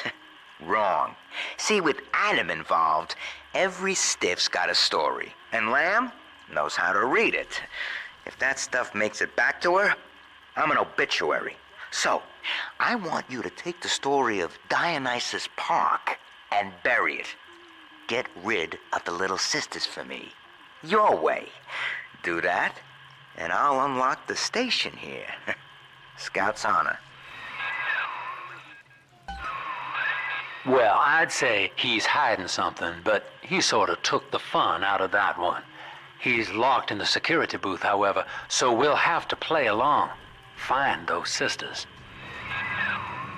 So, that's it. That's the premises of Dionis' Park, to do the side quests that I've been doing for just about every level so far. I have to find and take care of the 3 little sisters in this level. If I had to guess, this part of the story was probably meant as a skill check for the player, to test their combat skills in metal. Or, if for whatever reason you've been missing your Adam drops, this level probably serves as a mandatory time to take in those hits. Also, with the launcher now in my inventory, I more or less have access to every single weapon available in BioShock 2.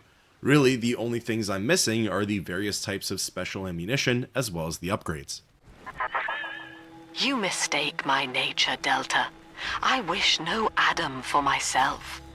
Eleanor is the dream, and she needs neither weapons nor parlor tricks.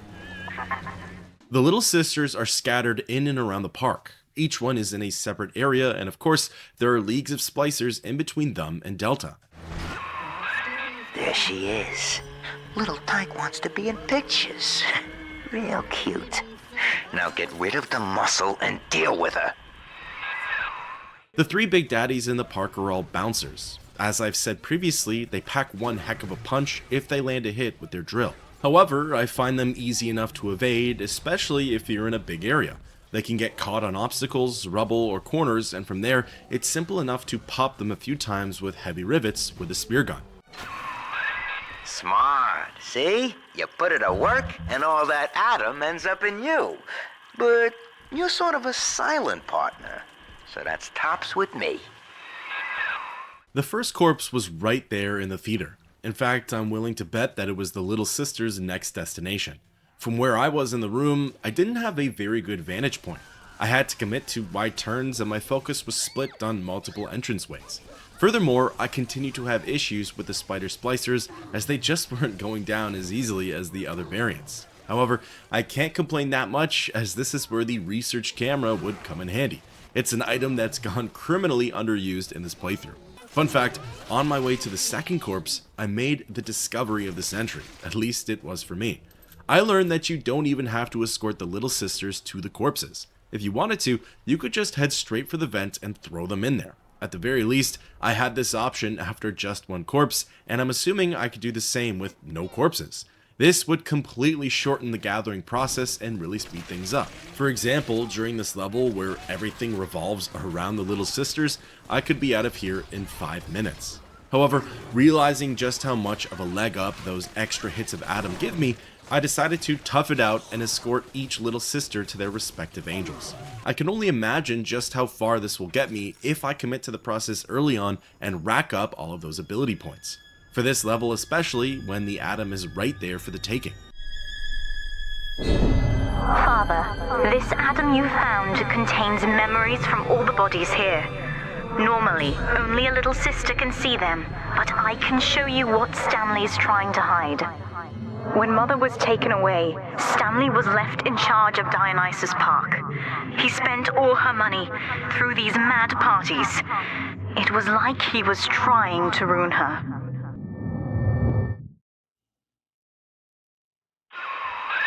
You okay there? Keep your eye on the brass ring, brother. Find the rest of the sisters. Slowly, the story of this level is starting to piece itself together. It's shaping out to be that this Stanley might not be such a great guy. Subject Delta's just a serial number, amigo. I did a lot of digging on you for a feature once. They used to call you Johnny Topside. Found the city all on your own in a diving bell. Real shame what they did to you. We also get a little bit of backstory for Delta. I guess he was never a native of Rapture or really a citizen in any capacity. The city found him, and I guess from there, well, there's still some story left to be told. In the meantime, I was on the hunt for the next little sister. The first one really sapped up my resources, so I had to do my best with stocking up at vending machines. Truly though, this was the first level where I felt like I could never get ahead with my money. I was rich for the first bit of this playthrough, but now it seems like I'm barely able to scrape by. I'm spending faster than I can earn, and ammo's getting spread thin. As for this next little sister, I found her in a place called the J. Fisher Gallery. There she is. Get her. I hope that bodyguard ain't one of your long losts. Taking out the bouncer was business as usual. This time, I tried out the launcher and that thing worked wonders. I was essentially able to stun lock the Big Daddy via electroshock and then fire off a frag grenade at point blank. This cycle continued for a bit until I was essentially out of ammo. From there, it was back to the heavy rivets. As he got stuck on the walls and corners of the gallery, those were able to finish off the job. The first of the corpses for this little sister was right here. I was in a pretty exposed spot, but I did have the advantage of one security camera in the room.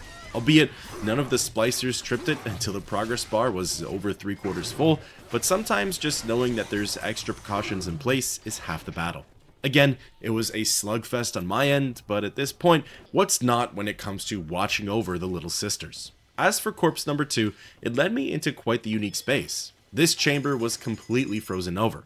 At every corner and turn, there was either a security camera or a turret waiting for me. While daunting, this couldn't have come at a better time.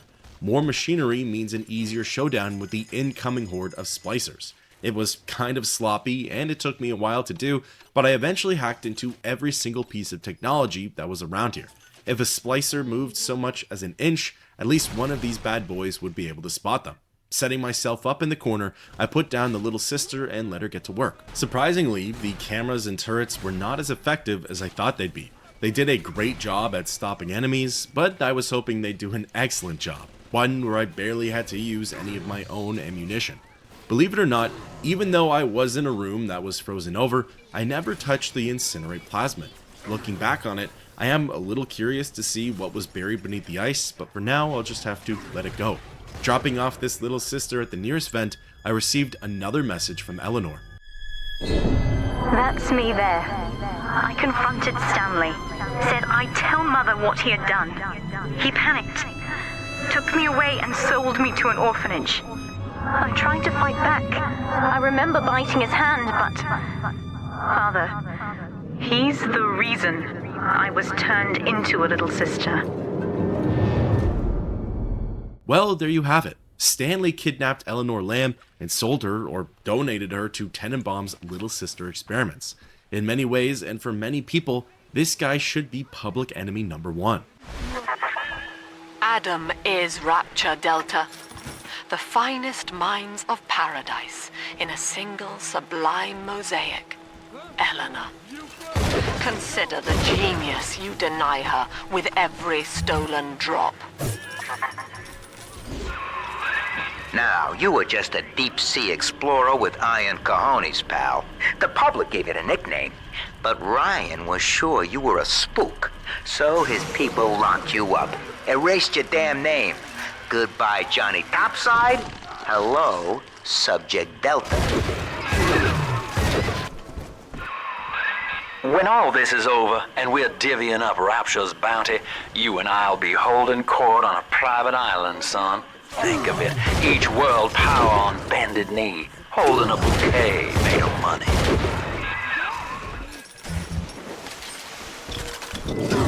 The girls you've saved from Mother want to thank you. Check the Gatherer's Guide. So it's also revealed that Delta was taken against his will and brainwashed into becoming a Big Daddy. Honestly, that checks out, as I can't see why anyone would willingly sign up for the role. While I'm sure it's much deeper than this, perhaps part of Eleanor and Delta's bond is that they were both kidnapped, experimented on, and partnered up. Now, a while ago, I mentioned that I'd eventually get a hold of a plasmid called Security Command 2. With this variant of the ability, I'm actually able to summon a security bot. Essentially, I can call on a follower whenever I'd like. This is incredibly useful, and it helped a lot for the third and final little sister encounter. Alright, there's one. Clobber the big palooka and grab the sister.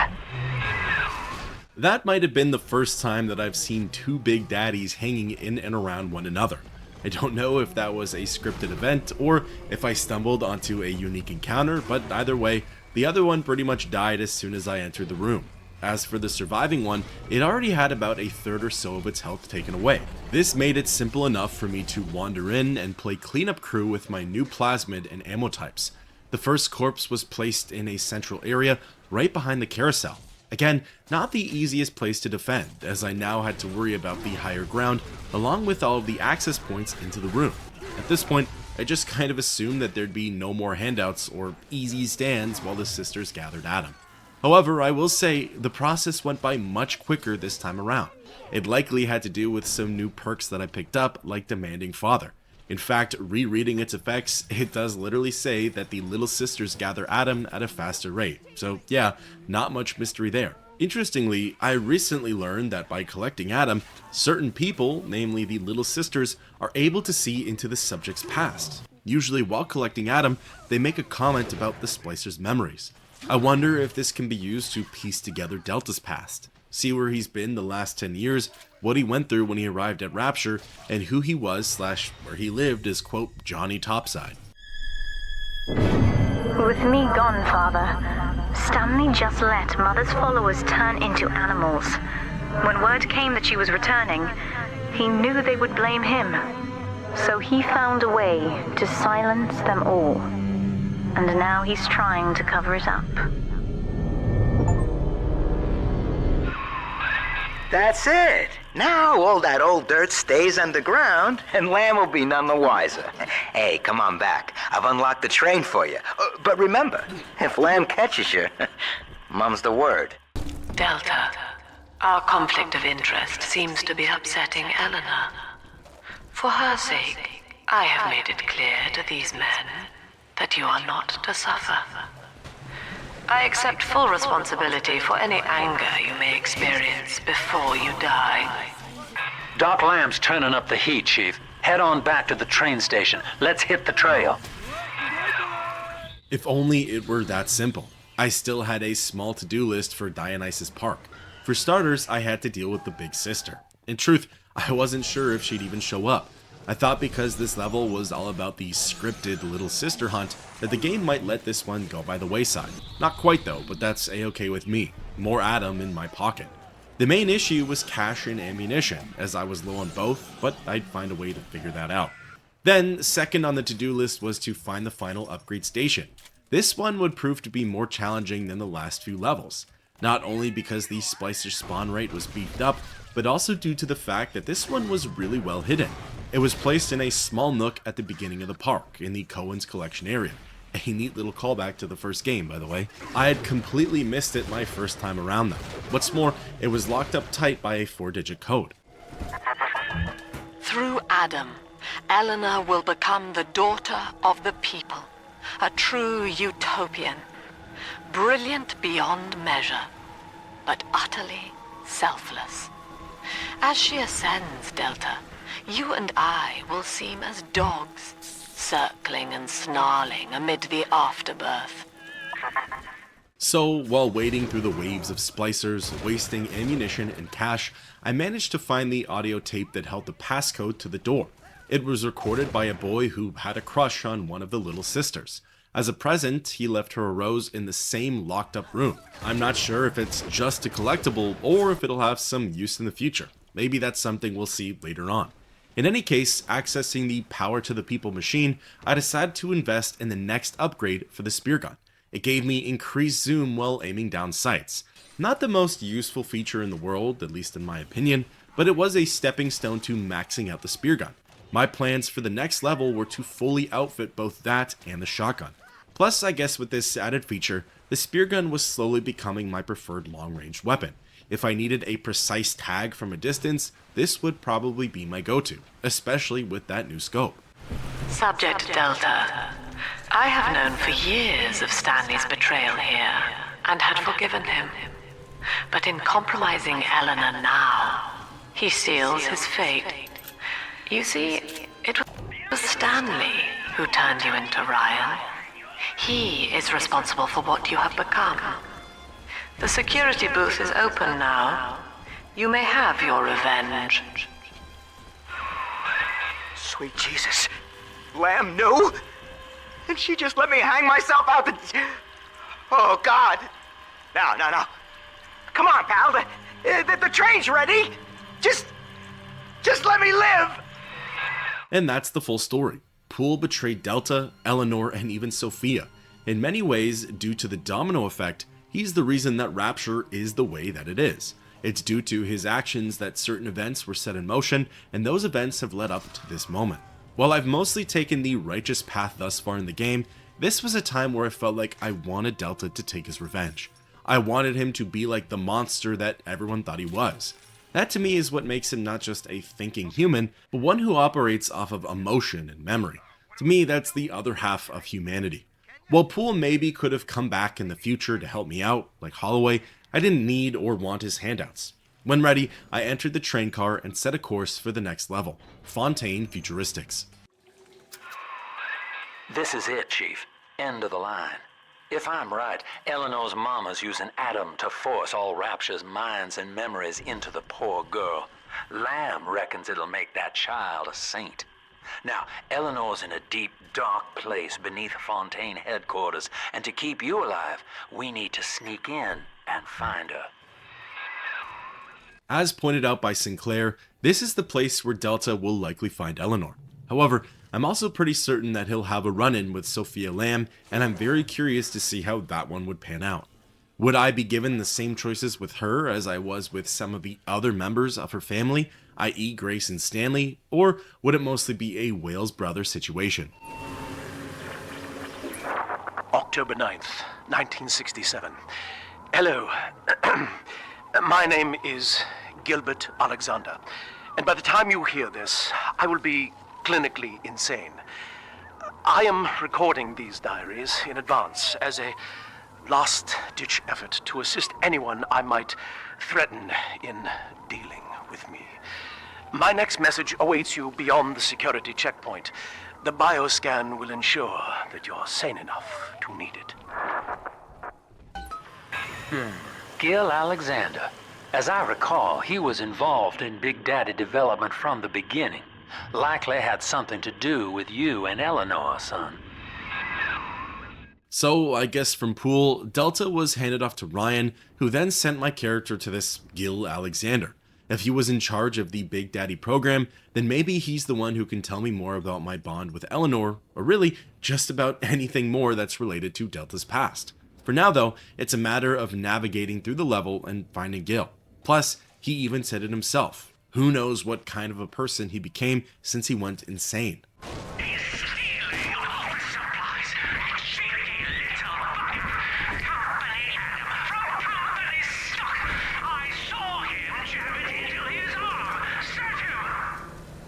But Mr. A, wasted already. Ain't none left. Mr. A, I am your employer, boy. What is my name? Alex the Great. Oh, now it remembers. Too late, my friend. Too late. It's like building. Dismissed. I hope that was instructive to the rest of you. Come back to line your pockets with more fontaine ingenuity, have you? Understand, sir, that I am the body corporate. Understand, sir, that I am Alex the Great. The company is an organism, my friend. Then I can kiss you right back out into the ocean with just a little squeeze. Admittedly, I didn't put two and two together until Sinclair chimed in with what he's about to say. Talk about oblivious. At this point, I'm certain that Delta has a lot of work cut out for himself. Alex the Great? Oh, hell, that has to be Gil Alexander, same man who left that message we're following. He sounds mad as a March hare now. Something tells me that this level of BioShock is going to be like a trial by fire, proving myself in the eyes of both the Mad Gil and the Collected Gil. Initiating bioscan. Identifying clearance level. Identified. Clinical trial subject. Classification. Protector. Designation. Delta. Status. Deceased. Error. Updating status. Please stand by.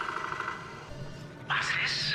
My secretary vouches for you. Delta, eh? You're one of our old protectors, yes? You're a fine product, Delta. Yes, fine product. Built to last. Say, don't look now, but I believe one of your old colleagues wants to welcome you back to the office. In comes the first trial, Big Daddy versus Big Daddy. This one is Alpha Series and all things considered, from a distance not too tricky to take out.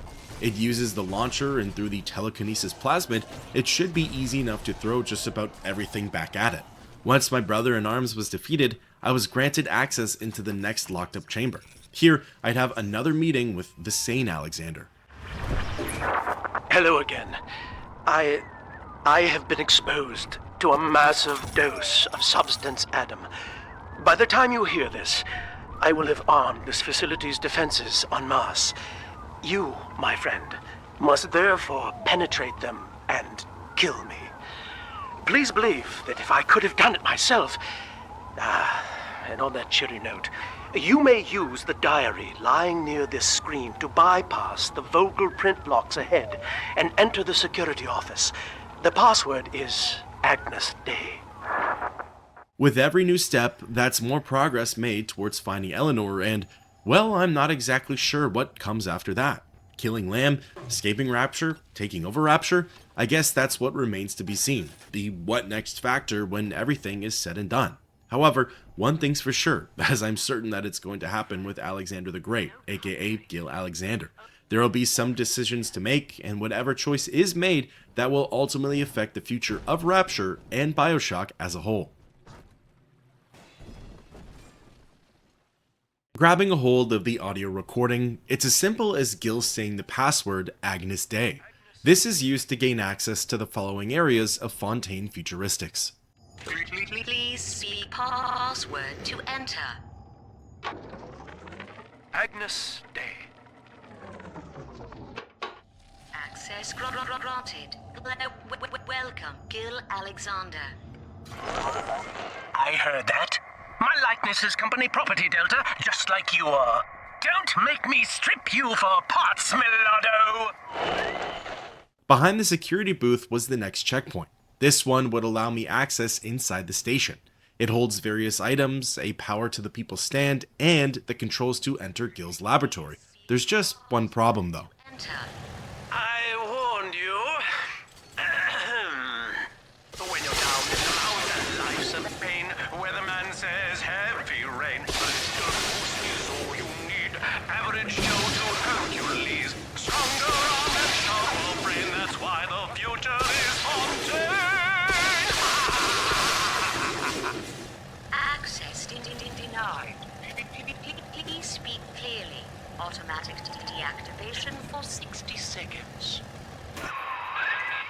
he's jamming the voice print lock with that awful crooning. See if you can find some way to sabotage his control of building security. Delta, you're dawdling. The security office is well above your pay grade. If you're so keen to help, the restrooms need a good scrub. Here's a clerk or two to help you along. Mr. Great opens up some of the nearby gates, and this creates a fairly large detour for the level. This is because, number one, I now have to figure out how to jam his machines, but also because I was exposed to this level's first Big Daddy. Of course, I figured I might as well take care of it right here and now, and just be done with the first gathering process. So, an interesting trade-off, I no longer encountered spider splicers. They were pretty much gone. In fact, small spoiler, but I don't recall running into them for the rest of the game. This helped greatly in the sense that defending the little sisters was now a little easier. However, the catch is that for whatever reason, even with the demanding father perk, they were gathering at him at incredibly slow rates. Maybe as the game goes on, the progress bar is purposefully slowed down, or maybe it's just all in my head. I'm not really sure. Also, Alpha Series Big Daddies are now in the enemy rotation.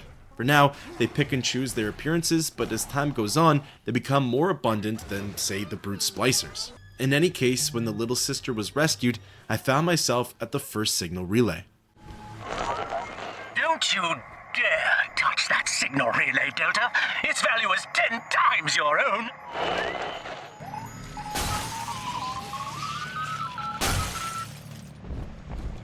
I'm very disappointed in you, Delta. Destruction of a fontaine asset is punishable by summary dismissal.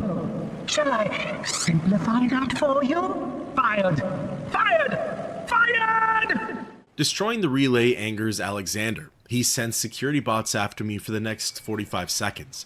It's not really the trickiest matchup, but I suppose being attacked from all angles isn't the most fun either. Admittedly, I assumed I just had to destroy the one relay. I wasn't paying attention to the mission updates and didn't realize that there were 4 of them in total. There was 1 more on the bottom floor and 2 on the top floor.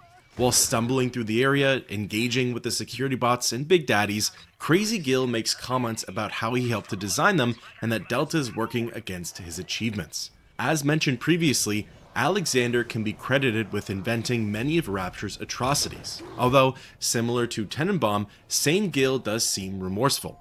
Taking out relay number 2, I moved over to the next top floor chamber. Each new tyrant ventured here in search of conquest, Delta. Fontaine, Ryan, and now you. But every aspiring Caesar must learn to fear the knives of his fellows. Ask yourself, what does Sinclair stand to gain in guiding you here? I have thought a lot about Sinclair and his role in all of this. He said he had mutual interest in fontaine futuristics, but never elaborated further than that. There is a possibility that he'll turn on Delta, and the big reveal/twist is that he's a double agent or in a league of his own. But considering that was more or less the premise for the first game, I really didn't think that BioShock 2 would go down the same route. I guess that's something we'll see about though. As for relay number 3, I had to maneuver around a waterlogged office. The catch was that, on occasion, a current of electricity would run through it. So, the idea is that you either time your movements, or jump on top of the nearby desks and objects. While elementary, honestly, it was a pretty engaging puzzle. Then the final relay signal led me back to the bottom floor, and into an area called the Plasmid Showroom. Of the 4 relays, destroying this one was certainly the longest ordeal. I found myself wandering through narrow corridors, taking on splicers, avoiding traps, and engaging with Alexander the Great in all new ways. Adam Delta. One little jab in the arm, and even a hopeless underperformer can be Employee of the Month. Or you should know. Look around. Is any of this familiar?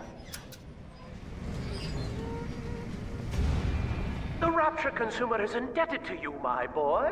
We ironed kink after kink out of our domestic plasmid line on you right here. Well, let's see if you're staying competitive. Step on up and take the spotlight. Ladies and gentlemen, Fontaine Futuristics invites you to shed your skepticism, evolve your expectations, and dissolve your doubt as we unveil the revolutionary power of our home defense plasmid series. May I have a volunteer from the audience? Come now, don't be shy. How about you, sir? No, he's positively rigid. You, Mom, at the back. Oh, come on down. Let's give it a hand, folks. It's here that Gil starts to throw splicers at Delta. They're Houdinis, and the whole point is that they put on a demonstration as to what plasmids can do. From my perspective, I wasn't really worried about looting them. I just wanted them gone as quickly as possible, and that could easily be achieved by freezing and then gunning them down. A round of applause, please, for Subject Delta and the power of plasmids.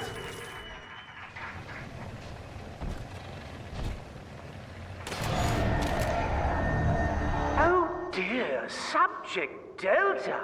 It looks like you've upstaged a fellow demonstrator, and he's here to steal the show. What will Delta do now, folks? Alpha Series Big Daddies are definitely able to pack some serious punches, but electroshock can stun them easily, and there are different weapon and ammo types that can seal the deal rather effectively. Still a winner, Delta. The tour was never the same without you, and to think you were so spliced you couldn't stand when we stuffed you into that getup. The Fontaine family retirement plan suits you to a T, my boy. After that whole demonstration, Delta now has easy access to the final relay signal. Insubordination! Severance package cancelled. Benefits rescinded. With Gil's security revoked, I now have access into the security booth. Agnes Day. Access granted. Welcome, Gil Alexander. Hello again. I must assume by now that you're willing to help end my life. In exchange, I have prepared a friendly security escort for you. Now, there's a switch in here which will allow you access to the real laboratories where what's left of me awaits you. Please, use it. Taking full advantage of the room, I looted to my heart's content and accessed the upgrade station. As promised, I maxed out the shotgun and gave it a quote Tesla effect. Essentially, if fired enough, the shotgun will deliver an electric shock to my target. It's pretty much the equivalent to the railgun's effect, where some kind of elemental damage is dealt. After wrapping up in the booth, I pressed the button and allowed for access into the plasmid laboratory. Standing in between it and Delta was a legion of enemies. Splicers and Big Daddies guarded it with their lives. That's usually how you know you're getting close to your destination. In order to get to the lab, I needed to go through an airlock. To me, this symbolized that after committing, there'd be no going back. Since that was likely the case, I really wanted to make sure that I wasn't missing out on another little sister or upgrade station. I felt like I had explored most of this area and didn't see much else, but better to be safe than sorry. Once I was sure that I hadn't missed anything of value, barring other collectibles of course, I stepped into the airlock and went down into the sea. I've said it before, and I'll say it again, these are always the most peaceful moments. Nothing but Delta and the water. They actually serve as a great time to relax and reset before the action picks up again. As I recall from my time doing business with the owners, that oxyfill station out there's just a front for a kinda hidden passage leading down below. If Lamb's hiding Eleanor from you, that's where she'll be. So I'll be needing access to the oxyfill station, but before getting that, I'll likely need some kind of key or passcode from none other than Alexander the Great. Heading on into the next airlock, I ended up wandering into a pitch black zone. This was the lab, but clearly it's long since been abandoned. Or rather, whatever's in here doesn't want to be seen / doesn't want others to see. I'm afraid the lights in here sting my eyes terribly now. Until you arrive to deal with me, they will remain off. Please, locate the breakers and flip them, and then return here to restore power.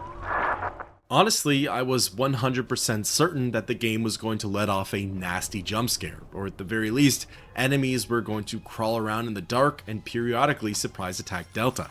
Interestingly though, that never ended up happening.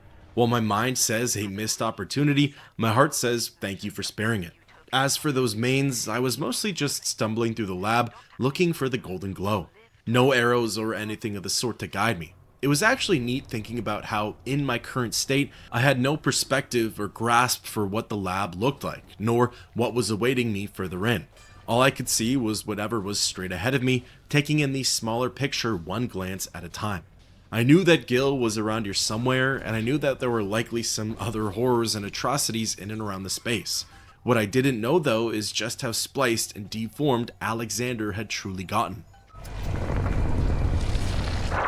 Sophia and I knew that to create the first true utopian would come at a high cost, my friend. We needed someone to be host to all that Adam, Rapture's finest minds, a willing subject, that is to say, myself.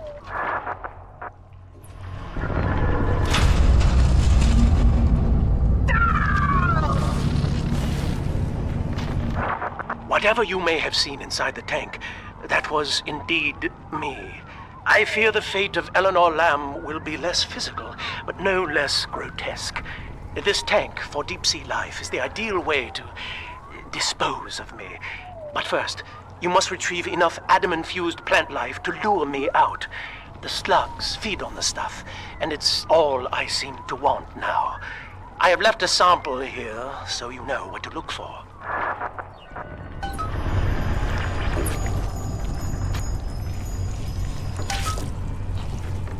I see you out there, Delta. You want to be top man? You want to sit in the big chair? Well, come and take it.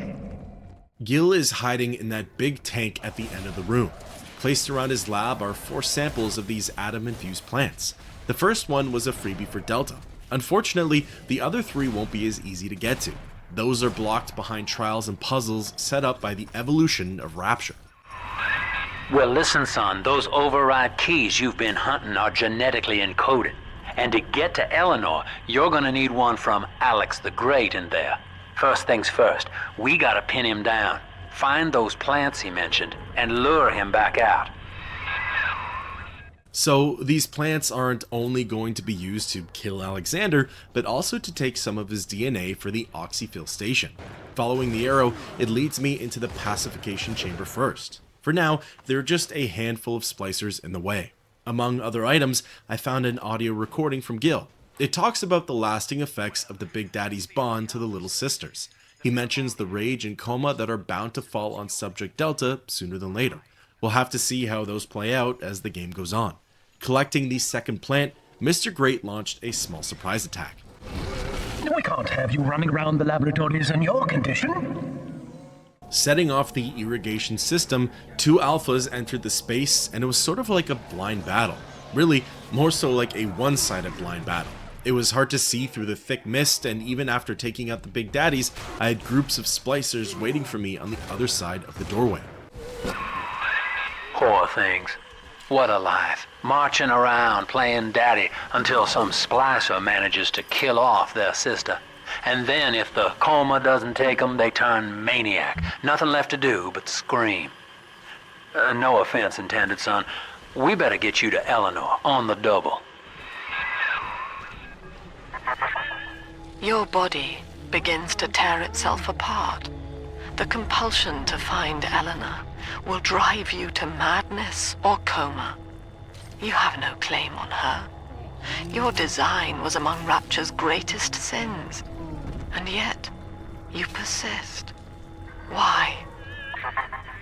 I definitely agree with Sinclair here. Better to hurry this process up, just in case things take a turn for the worse. Or rather, take a wider turn. In saying that though, I stumbled across Fontaine Futuristics' second little sister. So, of course, I decided to deal with her first rather than the current objective. Plus, after dealing with this one, I had run into the third and final little sister for BioShock 2. That's right, this is the end of the little sister hunt. After this, there are no more for Delta to find and either rescue or harvest. They do come back in other ways, just not through the atom gathering process. But in any case, I figured now would be an excellent time to discuss the various weapons in BioShock 2. With the story coming to a close, I thought I'd do a quick subjective review of the arsenal. For the most part, I found myself swapping back and forth between a handful of guns. I relied heavily on the rivet gun, shotgun, and spear gun. I found that for most of my journey, I really liked their ammo types and the effects they'd have on different enemies. The minigun was hit or miss for me. I'd end up using it a lot in the next level, but up until that point, it really only came out when I was in a bind. The anti-personnel ammo does work wonders, but the regular bullets just weren't cutting it for my playstyle. Then, the weapons that 100% went to the wayside were the drill and the launcher. I liked the drill and fully understood what it was there for. It was like the wrench from BioShock 1. It could be used whenever and wherever you needed it, barring the fuel portion. I also knew that if paired with certain plasmids and tonics, it could become an unstoppable force. However, in BioShock, I prefer to mostly attack with ranged weapons. I don't think it's a great idea to always bring a knife to a firefight. So, ultimately, I just never really saw myself using the drill past the tutorial section. I got overwhelmed with all of the options, and this weapon landed at the bottom of the hierarchy for me. As for the launcher, I'd fire off frag grenades here and there. The theatrics were entertaining, and there were some special ammunitions that I never actually used, like proximity mines and heat-seeking missiles. Again, in the next level, you'll see me use it a little more, but I just sort of thought that for what it did, there were better weapons out there. By that, I mean I prefer to use the launcher against tankier enemies. It was sort of like my ace. If I ever ran into trouble, I could pull it out and start blowing the whole place up. However, when it came time, I'd rather fire off slugs, heavy rivets, armor-piercing rounds, or rocket spears instead of a few grenades. As silly as it sounds, in the heat of battle, it was more convenient to just swap ammo types than it was to take out a whole new weapon. I know it's pretty lazy of me. Honestly though, at a certain point, when that many weapons are presented to you, it becomes tricky to use them evenly. When that happens, I tend to favor certain approaches over others, and that's how some of the weapons go mostly unused. This is where they bound us together, Father. Playing God. You were the only good thing that Rapture ever gave me. Then lastly, for the weapons discussion, you have the hacker and research camera. Truly, I should have done more with the latter. As some viewers have pointed out, that's how you learn what makes certain enemies tick. This was my ticket for dealing with the spiders, brutes, and Houdinis in a more efficient way. Instead of complaining about the difficulty, I had the blueprints right there and chose to ignore them, so that one's on me. As for the remote hacker, the darts actually started to pile up. If you recall, I once said that it's better to use them when you actually needed them, and look at me now. I'm actively passing on automatic hack darts, the easiest tool out there to hack into literally anything. I think I was just too focused on conserving them that I hardly ever even use them. Again, it's all about finding that balance. You never know when they'll be a necessity, but at the same time they were meant to be used, so it's all about finding a way to toe the line. In any case, weapon review aside, as soon as the last corpse was harvested, I knew I was in for quite the time. The big sister fight was coming. Another foe I should have used the camera on, and I needed to get prepared. Luckily, I had gained access to the second and final upgrade station for Fontaine futuristics. As promised, this upgrade would go to the spear gun. The last modification would be an acceleration to its rate of fire, as well as the spear's travel distance. In theory, this was like Rapture's sniper rifle. From long distances, it proved to be a deadly weapon.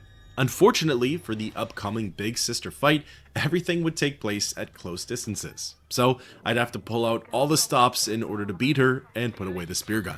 Interestingly, I had just listened to an audio tape that talked a little bit about the creation of the big sisters. According to Gil, they're little sisters that have just grown up.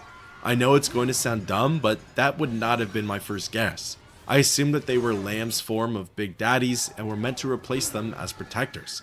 As for who they were, well again, I just assumed they were women taken against their will, experimented on, and brainwashed into becoming these deadly guardians. In a way, that's not totally wrong, but not quite spot on either. Either way, when ready, I grabbed the third atom infused plant. She was not meant to have a father, Delta. She was to be an heir to my life's work. And this is where they changed her, bonding her to you. The child she was died in this room. Heading over to the Gatherer's Garden, I received my last gift from Eleanor and the sisters. Usually there's some kind of tonic in there, but not this time. It was a bunch of Adam, some cash, and some food. Technically, hits of Adam were going to become more and more sparse now. Without the guaranteed supply from the Little Sisters, I'd have to make every purchase count. Speaking of which, sooner than later, I'll give my review on tonics and plasmids. I feel like those are topics that I feel even stronger about than, say, the weapons. As for plant number 4, I was led back over to the battle site with the big sister and down into some kind of holding area. It looked as though this is where they put the big daddies who had just been turned or were awaiting transformation. Surprisingly, snagging the final plant was pretty easy. I didn't encounter any pushback until I had actually collected it. All right, sport, time to feed the fish. Head on back to Alexander's tank and put those plants in. Poor Gilbert. It was his will to die, Delta.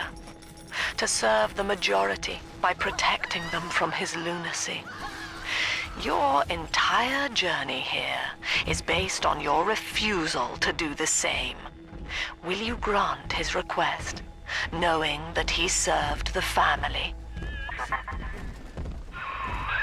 Rebirth, huh?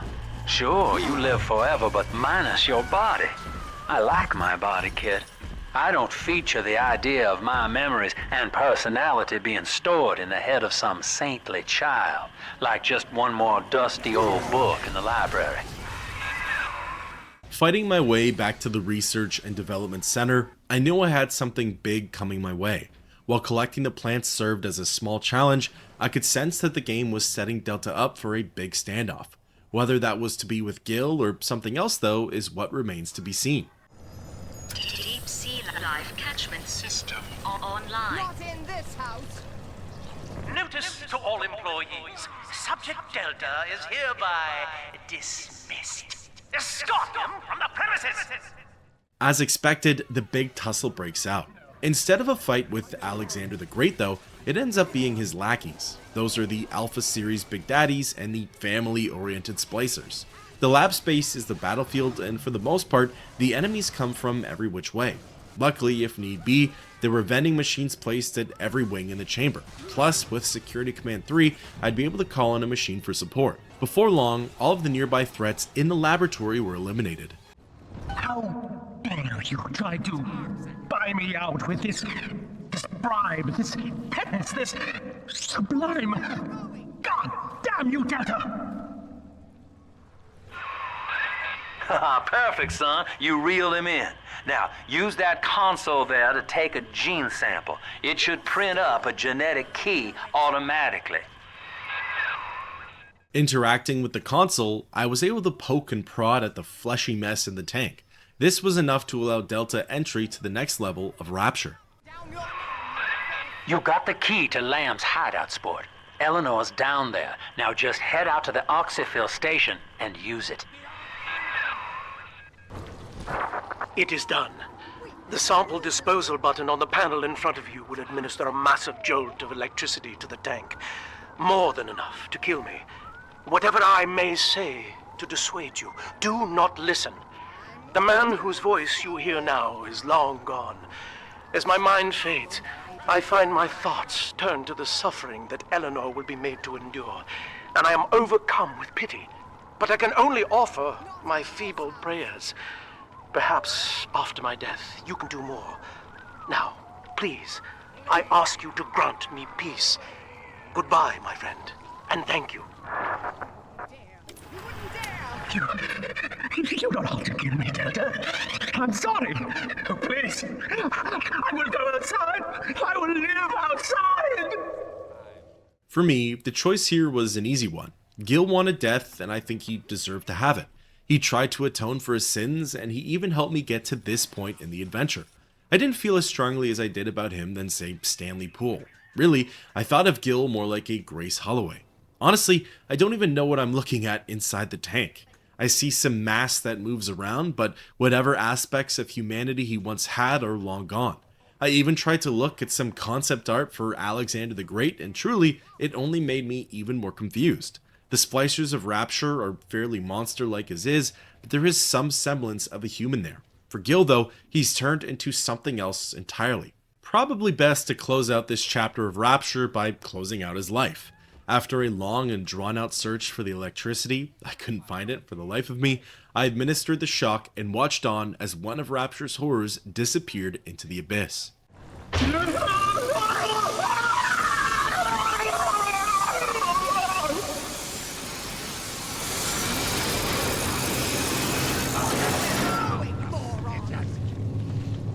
And that's it. There's nothing left for Delta in Fontaine futuristics. The power to the people stations are all taken care of, Gil is dead, and the little sisters have all been rescued. This is the Oxyphil station, Chief. But don't be fooled by the facade. This is the way in. Use that key now. Inserting the key into the machine, the rock wall behind it retracted to the ocean floor and revealed an entirely separate airlock. This would lead Delta into the first stretch of the final level, Persephone. Before taking the elevator down, I listened to a tape from Sophia Lamb. It shed a little more light on the experiments with Eleanor. Essentially, the idea is that she'd become incredibly spliced up, but it beat all of the advantages and none of the weaknesses. She would keep her humanity, appearance, and sanity while gaining all sorts of knowledge, power, and abilities. She was set to become the perfect person. She would be able to accomplish anything all by her lonesome. Engineering, the arts, design, combat, you name it. Eleanor was modified to become the peak human. Persephone, we're finally here. Find Eleanor, son, and fast. Her mama's got all Rapture dying to keep you two apart. The beginning stretch of Persephone was quiet. For the first few moments, I didn't run into anything. Judging from the views and infrastructure, I knew that this was meant to be an important part of Rapture. However, I just didn't know what it meant or who it belonged to. Father, come quickly. I'm trapped in a cage. Something's wrong. I wonder, Delta, do you know why you are here? Have you any idea what my daughter has given you? As I watch you now, I envy your ignorance. You still believe. Continuing ahead, I came across one of 3 Power to the People stations. Truly, I didn't think the game would give me any more of these, so this was a pleasant surprise. Unsure of what to upgrade next, I threw this modification into the minigun. With luck, this thing could become an unstoppable force with its next upgrade. As for the vending machines and the different types of currency, I decided to not hold back.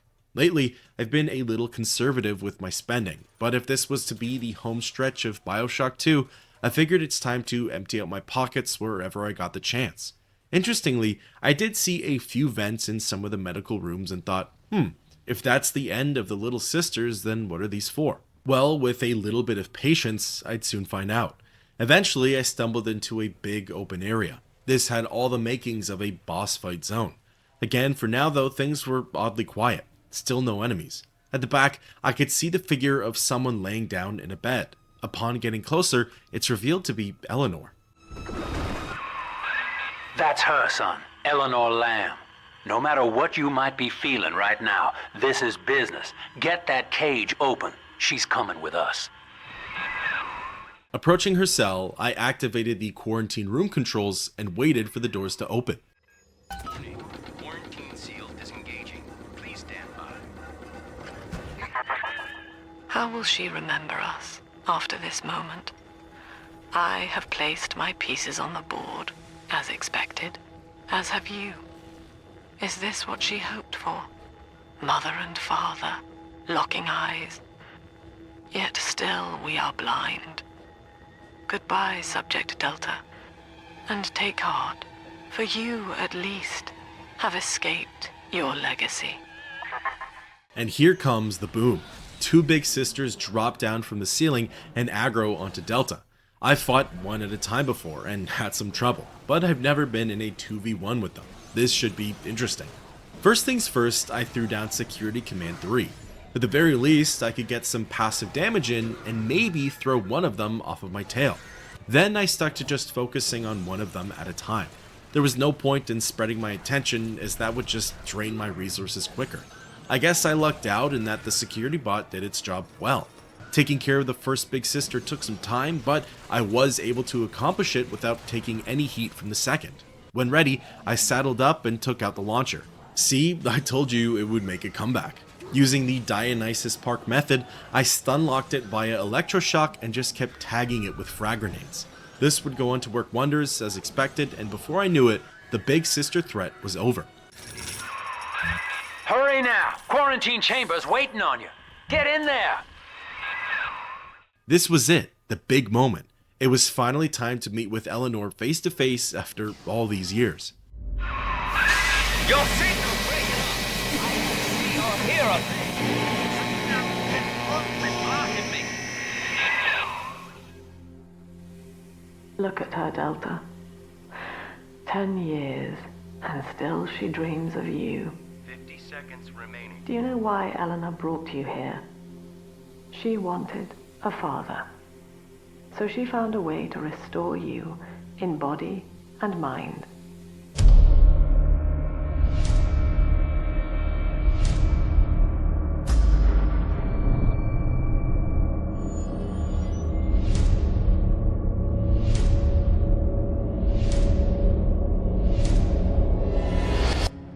And she has been watching you ever since, exalting your every act as gospel.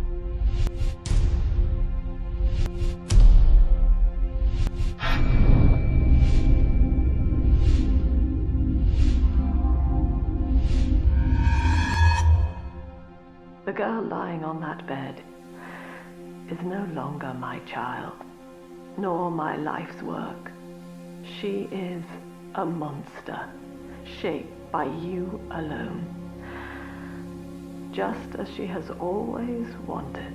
20 seconds remaining. But there is one detail of your mutual bond she failed to account for. Your body was designed to lapse into a coma when her heart ceases to beat. Eleanor, forgive me.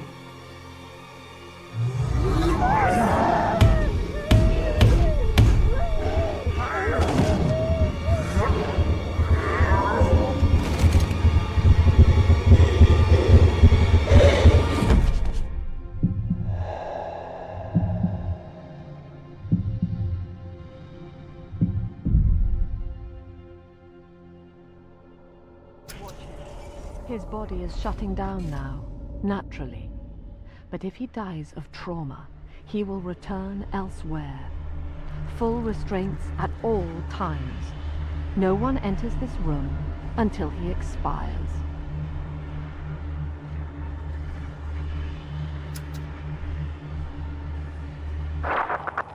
Father, it's me, Eleanor. I'm so sorry. Mother stopped my heart long enough to sever our bond. Staying near me won't stop you from dying now. Or worse. But I can still help you escape. This little sister's brought you something that will allow you to take control of her.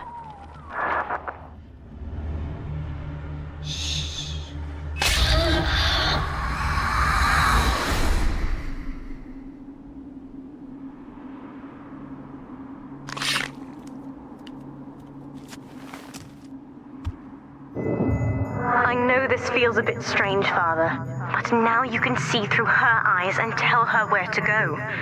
This is how I brought you back without Mother catching on. Now, first, let's get you out of here. Well, there's a lot to unpack there. Firstly, Sophia just did something she can't come back from. She tried to kill her own daughter.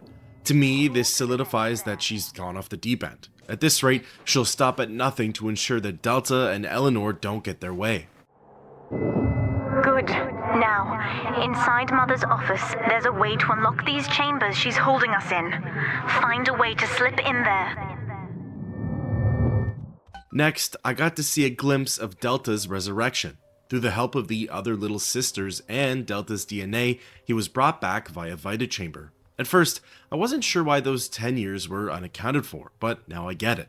It literally took the little sisters 10 years to have him revived. The entire plan took a decade to carry out, and the beginning of the game is Delta's first moments being alive again. It was through the help of Tenenbaum and the little sisters that Delta had regained his free will. although his body reacted otherwise, as again, being apart from Eleanor was causing his body to shut down. You're in. There should be a lever in here somewhere. Pull it, and it will unlock our cells. Attention! Augustus Sinclair has been sighted within the facility. He will attempt to reach Subject Delta. All family duties are hereby suspended until he is found. However, with Sophia's recent stunt, that seemed to sever the connection between Delta and Eleanor for good.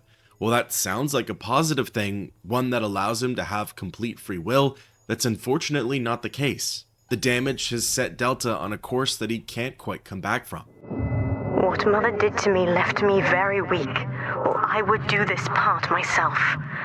To save your life, I'm going to have to change, to be like you. From here, you should be able to locate the pieces of a Big Sister suit. Please, bring them to me. And now that leads Delta here. I'm currently seeing the world through the eyes of a little sister. I guess by sapping up some of his atom, his conscience is able to live on through someone who's sensitive to the energy, so little sisters. Seeing Rapture like this actually answers a lot of questions. I suppose it's easier to have little girls running around a horrific pit of death if they're only able to see it as it was intended, a luxurious and top-of-the-line city. Blood is replaced by flowers. The rusted and torn down infrastructure is exchanged with silk curtains and velvet carpets.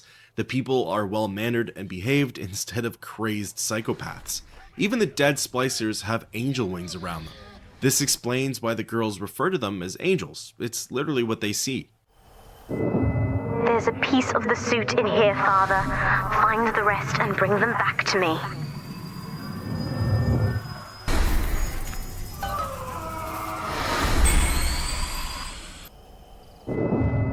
Years, Father, stuck in this fever dream. Mother kept me sedated in order to perfect my mind with Adam. To her, the ideal child is a genius, serving the common good without questioning it. You have saved me from that. Exploring Persephone as a little sister, my perspective changes back to reality when I get close to an item of interest. Every time I pick up a piece of the Big Sister suit, I can see exactly what's going on around me, and it's never pleasant. I wonder if Rapture was ever this cozy, high-class society that it's pretending to be. Maybe in the early days, before plasmids and Adam, but those times are certainly long gone. The other sisters are made from me, in part. As they grow up in Rapture, I feel it all. When you were with the little ones, they trusted you as their father, because of me. Scattered throughout Persephone are a handful of corpses. By interacting with them, I'm able to drain the remainder of their atom. These hits go directly over to Delta. They're not bad either, coming in at around 40 points each. Honestly, the most infuriating part is seeing how quickly the little sisters are able to extract it. While watching over them as Delta, they take their sweet time collecting the atom. I'm pouring out everything while protecting them, and now I'm finding out that they could have sped things up all along. Mother was right about one thing. I have been watching you, Father, studying the way you have treated others, and now I know who I am. After collecting all 3 pieces of the Big Sister suit, it's time to bring them over to Eleanor. I am free. After everything Mother has done to me, I'm alive and sane enough to be curious about the sun. When you rescued my new sisters, I felt every one, and it gave me hope for the first time in years. Honestly, I wasn't expecting that to be a mechanic. My actions and decisions have influence over the type of person that Eleanor becomes. It's BioShock 2's clever way of navigating the moral alignment and making it different from the prequel. Now, I will do the same for all the others, starting with this one.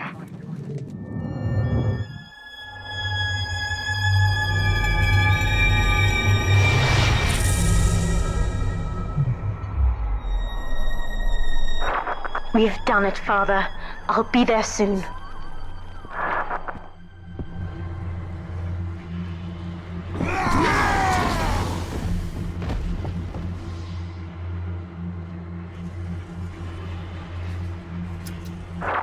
These suits always did make me think of you, Father.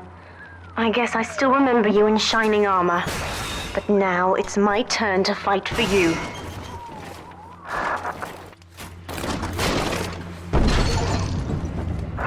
Take this plasmid.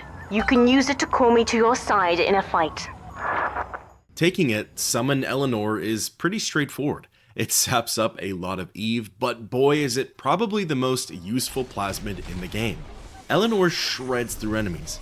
She has access to a whole arsenal of her own plasmids, she can use powerful melee attacks, and just like the other big sisters, Eleanor can leap around the level, bounce off walls, and just show off that agility.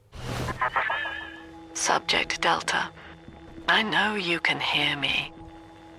You have stolen my life's work, and with it, my only daughter. But Rapture is the house of monsters. The surface will not have us. And now, we shall be buried as a family, side by side. Oh God, she's going to drop this building into the trench. It's miles deep. We have to find Sinclair. The age-old failsafe. You turn my daughter against me and I'll destroy this building and put it in an ocean trench. Yeah, probably best to hurry along with this one then. The doorway leading to the next area looked definitive. In fact, it was. So I had to make sure that I had collected everything that I wanted/needed from Outer Persephone, as there was no coming back.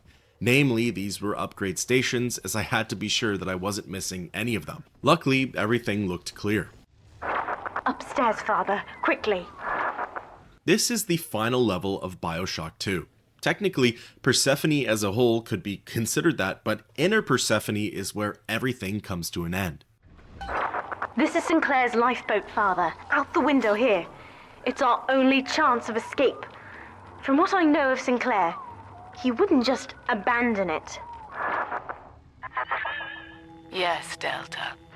What of Sinclair? The man who would sell paradise. And where is he now? Warning. A security curfew is now in effect. All cells and bulkheads are sealed until further notice. This facility hangs over an ocean trench, Delta. The family has activated timed charges within its foundations. Surrender before detonation, or we shall fall and be crushed in the abyss below. Mother has locked all of Persephone down, including the gangway leading to the lifeboat. We can reverse it from the holding wing if we hurry. Come on! This is the last stand for Delta, Eleanor, and by extension, Sinclair, although Augustus is currently in the wind. If you recall, while playing as the little sister, Sophia did say that Sinclair was attempting to reach Delta. Therefore, he's off the train car and somewhere in Persephone too, but who knows where. However, so far it does seem like his main reason for tagging along with Delta was so he could gain access to his escape boat. It looks like Sinclair wants off this ride as well. We have to get you out of Rapture, Father. It's the only way I can save you now. I mentioned it earlier, but Sophia severing the connection between Eleanor and Delta has done irreversible damage to the protagonist. Events have been set in motion that can't quite be undone in Rapture. He's a ticking time bomb, and sooner than later, he'll slip into another coma, or worse, become a brainwashed, zombified, angry Big Daddy. Don't you recognize Sinclair, Delta? Now he is what you should have been. One final Alpha series, ready to die for the family. As Persephone's former owner, he is the ideal man to put you back in your cage. Mother's controlling Sinclair, Father, and he's got the master key. Catch him! Kid, Lamb's in my head. I can't help myself. have to fight just to talk. Left me my goddamn tongue to torture the bomb codes out of me. She wants me to stop you leaving. I'm sorry. I kind of figured that there couldn't be happy endings all the way round. If Sinclair wasn't going to pull an Atlas on Delta, then I really didn't think he'd make it out of Rapture. While there's maybe a sliver of hope for Sinclair, things certainly sound dire on his end. He has the codes for leaving Persephone, but it sounds like Delta is going to have to pry them from his cold dead hands. Sophia Lamb has him trapped in that suit, and she's controlling his every movement. I really don't think that she'll let him go willingly. Eleanor, I know you can hear me. I am inside Sinclair's lifeboat now. Delta cannot reach me here, but you can. You need not die with him. We shall return to the surface together, if you will only step inside and accept your duty. Remember, Eleanor, Mummy loves you. Ah, yes. Mother's testing me. One last game. Fortunately, by now, I'm the world's foremost expert at breaking her rules. I've made my choice, Father, and if needs be, I'll die for it. If Lamb is already on the boat, that could mean one of two things. Either there's going to be some epic showdown on said vessel, or that ship is never leaving Persephone. I guess we'll have to see what happens. Eventually, the crawl through the area leads Delta and Eleanor to a medium-sized chamber. On the floor above them is Sinclair, standing in a closed-off control room. Kid, I'm sorry. I've locked you in here. Lamb's making me dance on her goddamn strings. I can't stop. You're gonna have to break in here and put me down. Wish there was another way, but I'd rather die a man than live like this. God, he's right, Father. Mother's betting you'll die in here, or that I'll abandon you before the bombs detonate. We can't save Sinclair now. We need that key from him. Find the code to the watchtower, or work out a way to draw him out. You know, I didn't notice it while playing through the story, but I did while editing the video. The devs did some major foreshadowing for Sinclair's fate back in Fontaine Futuristics. They had already planted the seeds of his death. Son, I built this place and I did rent you out to those plasmid trials up at Fontaine. And now I'm paying for it. Wish I had time to make amends. Take the lifeboat, it's all yours. Just don't leave me like this. While conversing with Gil Alexander and listening to the tapes, Sinclair talks about his pity towards the Big Daddies. He mentions that he'd rather die as a free man than live like those enslaved monsters. The Alpha series have endured pain and suffering far beyond the coma and aggression that they were supposed to die with. What they've turned into is arguably worse than the splicers. It's Sinclair's biggest fear, and soon it'll be his reality. I'd tell you the code to that keypad if I could.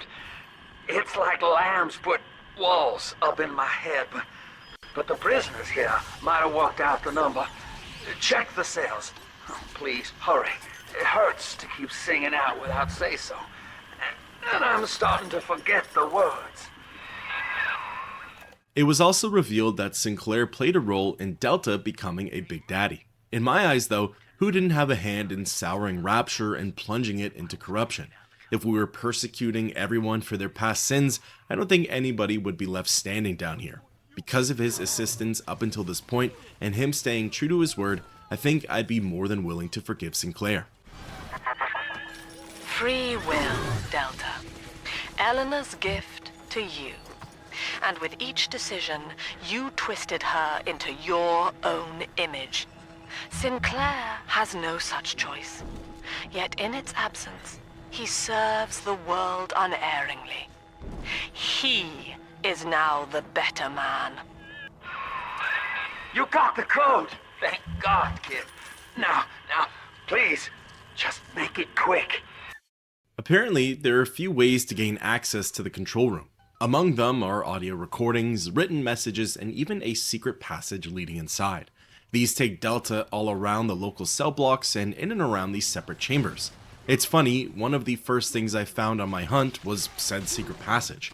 I figured it'd probably lead to Sinclair, but because I wanted to explore a bit more, I just decided to leave it alone and look elsewhere for clues. When you do me in, kid, don't blame yourself. I won't be able to stop from trying to gun you down, but it helps to know that you'll stick it to Lamb after and let young Eleanor see the sun. Gearing up for the big fight, I restocked on ammunition, supplies, even health. I did a small look for an upgrade station, but I couldn't find anything in the areas that I currently had access to. So, feeling as ready as I could be, I inputted the access code and faced down Sinclair. Like most other big daddies, he has his weaknesses. Electroshock worked wonders, and those armor-piercing rounds from the minigun were able to shred through his health. Worst case too, if need be, I could have always called in Eleanor for backup. So long, kid. Thank you. Sinclair is dead, Father. I'm so sorry. I don't know if you were close. When you're ready, take the key. Truly though, it's not the fight with Sinclair that's tough, it's what comes after it that tests Delta's mettle. At the back of the control room, I came across the first Power to the People station in Inner Persephone. Maximizing the minigun, I gave it the ricochet upgrade. This allowed for my bullets to bounce off their marks and potentially hit other nearby enemies. Definitely something that'll see its fair share of use. Now, Father, I'm afraid that ending the lockdown means releasing all the prisoners. So please, be ready before you use that key on the override switch. Like I said earlier, given that this was my last-ditch effort, no expenses were held back.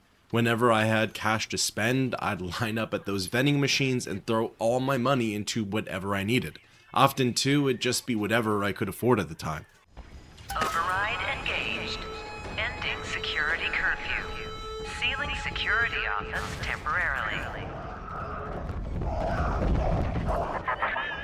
Sinclair died a hero of the Rapture family, Delta. Was he a friend to you? Or just a tool? Can you even grasp the difference?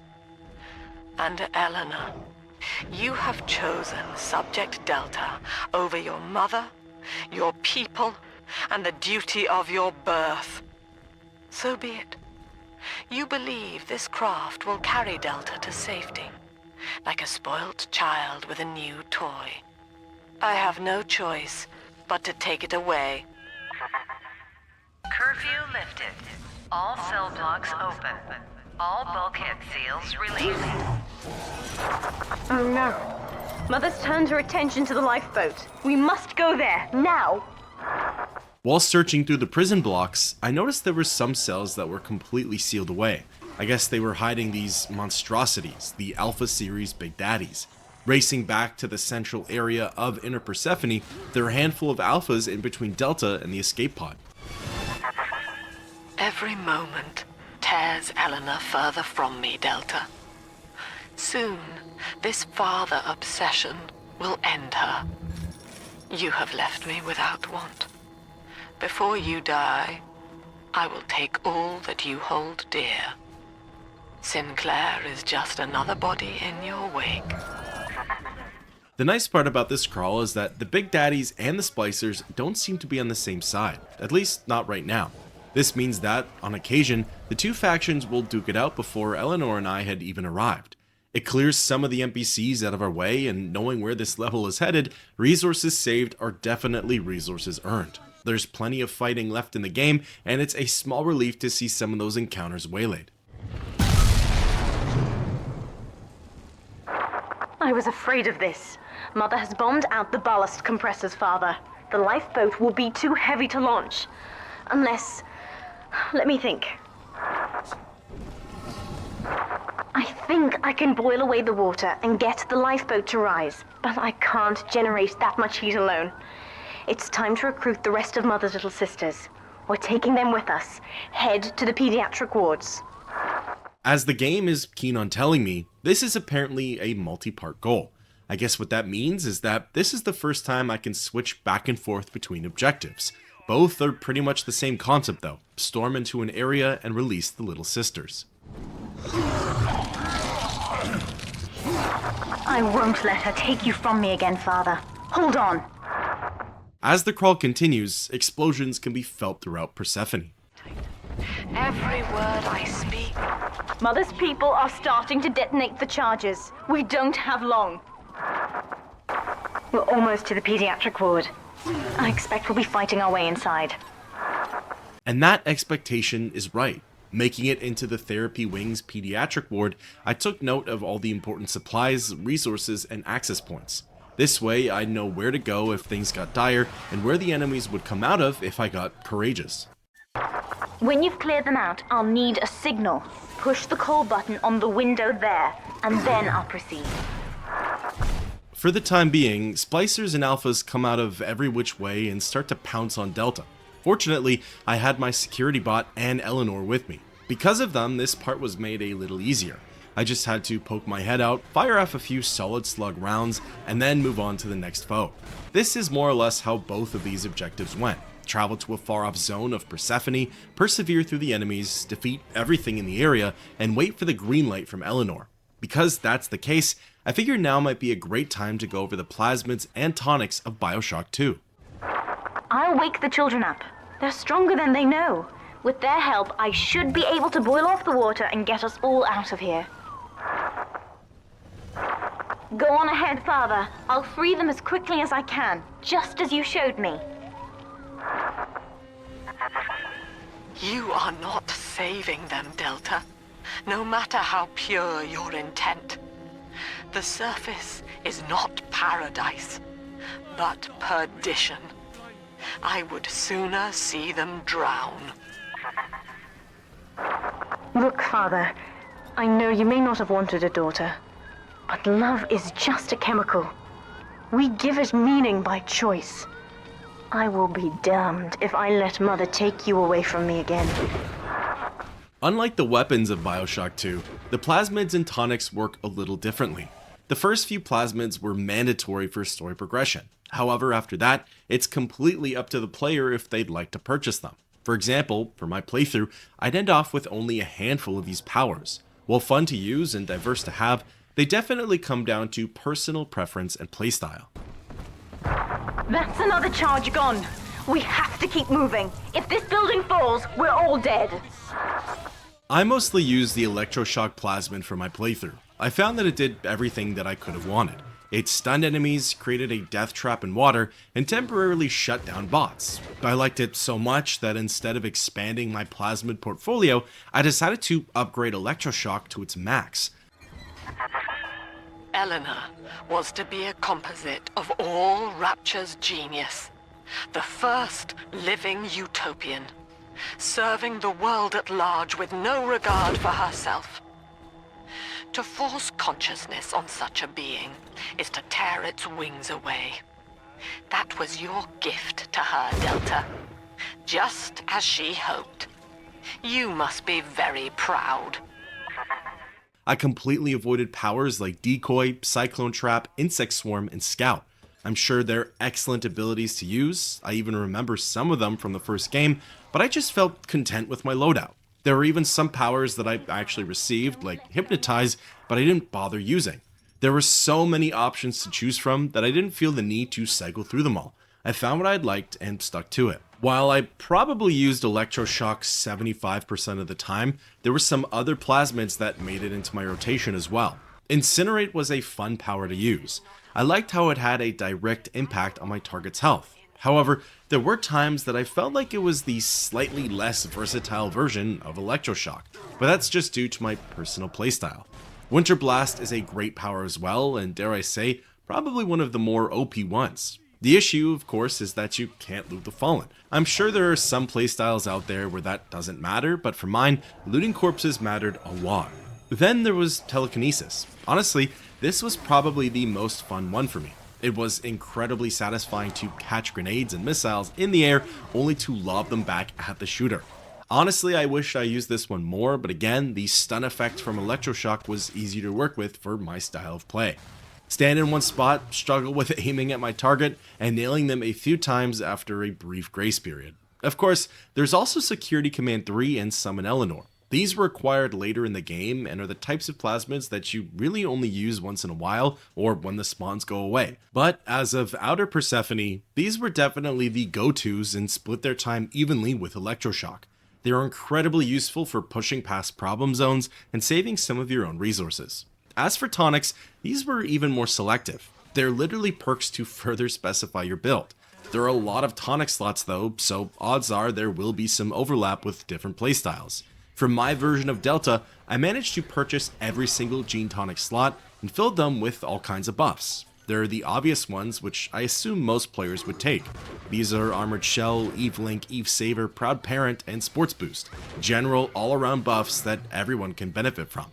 Then there are slightly more niche powers, but I'd also guess that a lot of players take them as well. These are genes like Careful Hacker, Vending Expert, Extra Nutrition, Demanding Father, and Hurried Hacker. They help with the more specific but universal features of BioShock 2. We're nearing another pediatric ward. It will be guarded, Father. Get ready. However, as for the more niche tonics for my version of Delta, I had ones like Electric Flesh and Electric Storm. Because I was using Electroshock and frequented the upgraded shotgun, I figured all of these combos would add up with one another and create the perfect current. I also had tonics like Firestorm and Hardy Machines that sometimes would get used, the latter definitely more than the former. Then I had some tonics that were pretty much made obsolete, like Drill Power and Freezing Drill. Unfortunately, these went to the wayside because I wasn't really using that weapon. As for tonics I didn't touch, I had Handyman, Cure-All, Headhunter, and Security Evasion. I should have taken those though, as they heavily corresponded with my playstyle. Then there were tonics like Ice Storm, Booze Hound, Machine Buster, and Shorten Alarms, which to me were kind of meh. I didn't really need them. Again though, the beauty of the tonics is that they can greatly change how you play the game. All these different options can completely alter your approach and playthrough. For example, Drill Specialist grants great buffs to Delta's plasmids and drill, but has them restricted to mostly using the melee weapon. If you wanted to do a playthrough of BioShock 2 while only using this beginner weapon, there are some amazing ways to build around that. In the end, tonics and plasmids are even more subjective to the game than the weapons are. I think... Yes, we're ready for the ballast tank. I can boil off the water and get us out of here. We must return to the docking platform, Father, now. You granted Eleanor the will to choose. And now, like a plague, she spreads it to those innocents. To be self-aware is a curse, Delta. You are damning them. After freeing all of the little sisters in Persephone, there's only one thing left to do now: leave Rapture. Returning to the central chamber with the escape boat, it's time to initiate the final part of the plan. You can still hit the vending machines, but after this, the time for exploration comes to an end. I'm stepping inside the ballast tank, Father. Come up to the glass once you're ready for me to begin. There's no going back once we start. You would rip my only daughter from her home and family and feed her to a world without hope. Though Utopia may die with her, I would sooner see us fall. Goodbye, Eleanor. Mother will be waiting for you. Here they come, Father! Hold them off until I can bring it to a boil. Standing at the back of the room, I faced down every access point and started firing my weapons. Considering this was the last stand for Delta and Eleanor, there was nothing to hold back. If my ammo caches weren't empty and my status bars were not depleted, then clearly I was doing something wrong. Alpha Series Big Daddies charged into the room, and they were accompanied by splicers of all kinds. Me and my security bots ripped into them while Eleanor and the little sisters used their abilities to boil out the water. Periodically, Eleanor would give me updates on their progress. It's boiling! I can help you fight back now! Use the plasmid! This comes at a great time too, as the pressure from the enemies gets stepped up. Brutes enter the battlefield and start chucking debris at Delta. Mix that with the leadheads and Houdinis firing at me from all angles, and this was turning out to be the showdown of the game. Everything is on the line, and it's here that players test their final builds. All of their plasmids, tonics, and weapon upgrades. Their choices have all led up to this moment, and now's the time to see if it was all worth it. I was so close to closing out this fight, so close, and then every gamer's worst nightmare hit.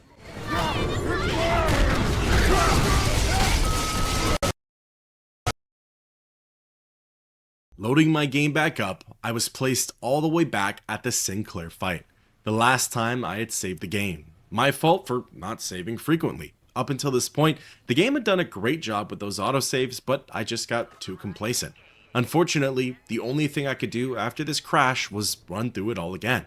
That's just how it goes. Luckily though, with my head down and not really caring for anything but reaching that final moment, it didn't take me all that long to bull rush through the boss fight and pediatric wards. Before I knew it, Eleanor and the little sisters were back to boiling water, and I had 2 fresh saves in the tank. Just to be extra cautious, instead of bouncing around the battlefield and getting in everything's face, I decided to do some sharpshooting from the back.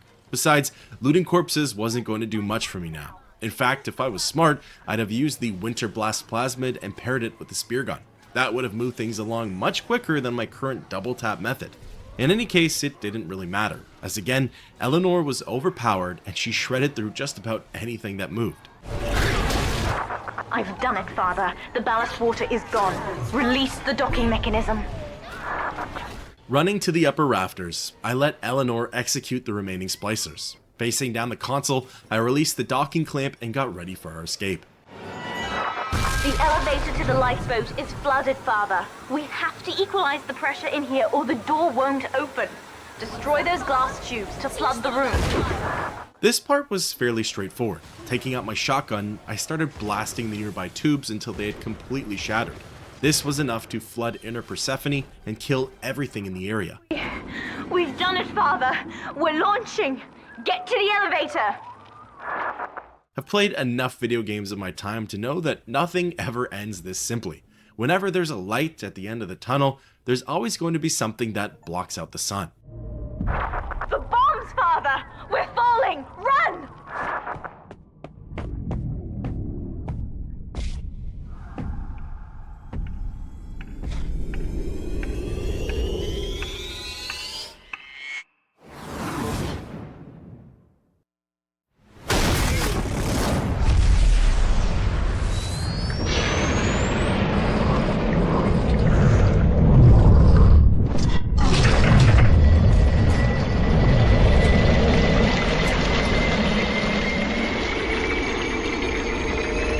Looking out at Rapture, this is the last that Delta sees of the underwater city. In fact, barring the DLCs, this is the player's final goodbye to the sunken metropolis.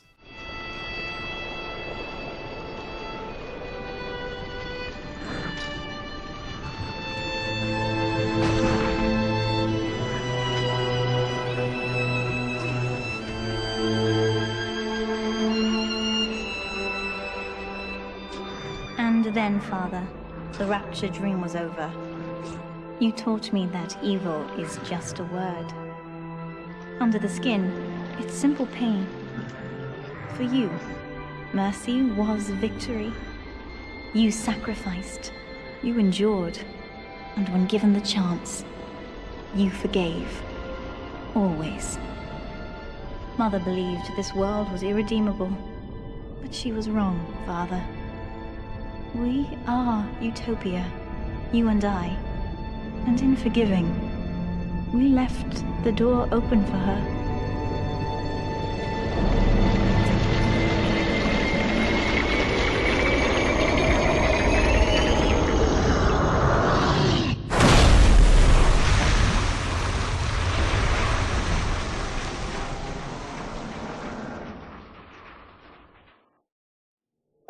The Rapture dream is over, but in waking, I am reborn.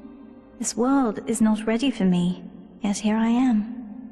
It would be so easy to misjudge them. You are my conscience, Father, and I need you to guide me.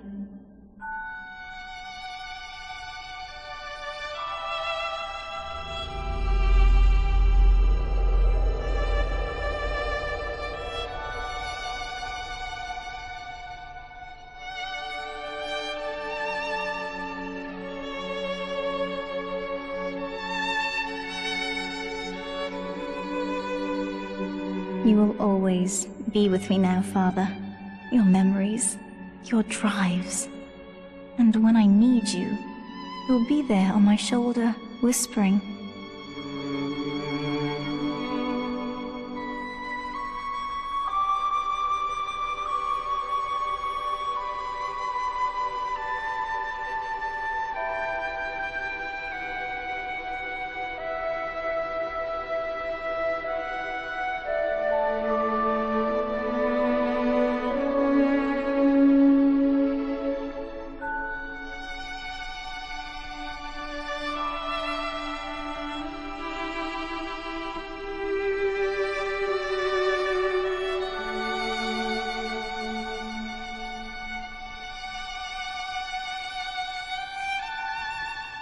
If Utopia is not a place, but a people, then we must choose carefully, for the world is about to change.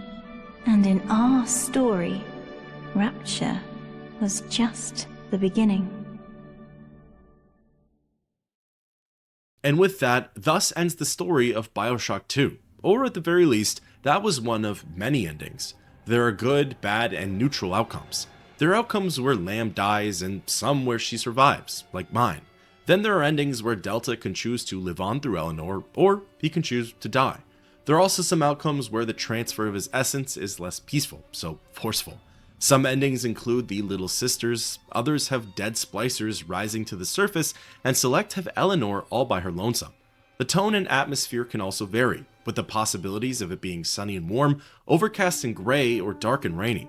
These endings are all influenced by Delta's actions with the Little Sisters and his decisions with Grace Holloway, Stanley Poole, and Alexander the Great. Because I rescued every single Little Sister and spared Grace, I got the good ending. This helped to shape Eleanor into the person she's become. This is why she saved Lamb and why she's taking on the leadership role with the Little Sisters. It's why she spoke highly of forgiveness, compassion, and turning the other cheek. She watched how Delta interacted with Rapture and modeled herself after his choices. Hence, if you killed all of the choice NPCs and harvested all of the Little Sisters, you'd get the bad ending. Then, in between those two, you have the neutral endings, the sacrifice ending, or the survival ending. Again, it all comes down to how you play the game, but in the end, there's never really an outcome where Delta's body survives. Sure, maybe Eleanor takes his consciousness, but as he was, Subject Delta / Johnny Topside, he's gone. All in all, I enjoyed BioShock 2. I liked how the story steered toward the Big Daddy and Little Sister connection. To me, this was the most obvious move from BioShock 1. The first game dealt with Rapture's big players and introduced Jack to this brand new world. Along the way, he either lost himself with the splicers, overcame his true nature, or stayed on as a neutral agent. In BioShock 2, I found that the Eleanor and Delta connection was a great way to introduce the next Andrew Ryan / Frank Fontaine, but without stepping on the toes of the previous game. There were subtle hints and callbacks to the previous antagonists, but nothing that was too in your face or on the nose. BioShock 2 paved its own path with Sophia Lamb, the family, and the controlled splicers. At the end of the day, it continued to show the effects that Adam has on people and how power corrupts just about anyone. I will say, I feel like my adventure through Rapture was a lot shorter this time round. That's likely my fault, as I didn't stick around for any of the extras, but still, according to a quick search, the game is the same length as the first installment. It probably just feels shorter because there's no grand conclusion halfway through that completely switches the game into something else. Also, maybe it's just me, but there wasn't as much horror in BioShock 2. Honestly, I loved the horror aspect of the first game, and that's one of the reasons I was drawn to this franchise. I think showing how people got corrupted, the lengths they'll go to for Adam, and what's become of Rapture were excellent ways of getting the player hooked onto the game. I suppose because those were already done in the first installment, there wasn't much point in implementing them for this sequel. But I would have liked to have seen horror done in other ways. The game did an okay job with Alexander the Great, as well as creating that unsettling feeling in some of the other levels. However, I feel as though they could have done more to recreate those feelings that were conveyed in the first game. The reason that I fell in love with the BioShock series. Beyond that though, tons of fun, plenty of ways to customize a playthrough, excellent storytelling, and lots to explore and discover with each level. I wouldn't say I like BioShock 2 more than BioShock 1, but it's right there for me. I'd recommend this game to anyone who wants a good action-adventure shooter with a tight, consolidated story. Thank you everyone for coming along this journey with me. I'd love to hear your thoughts on BioShock 2 down below, and until next time, keep on adventuring.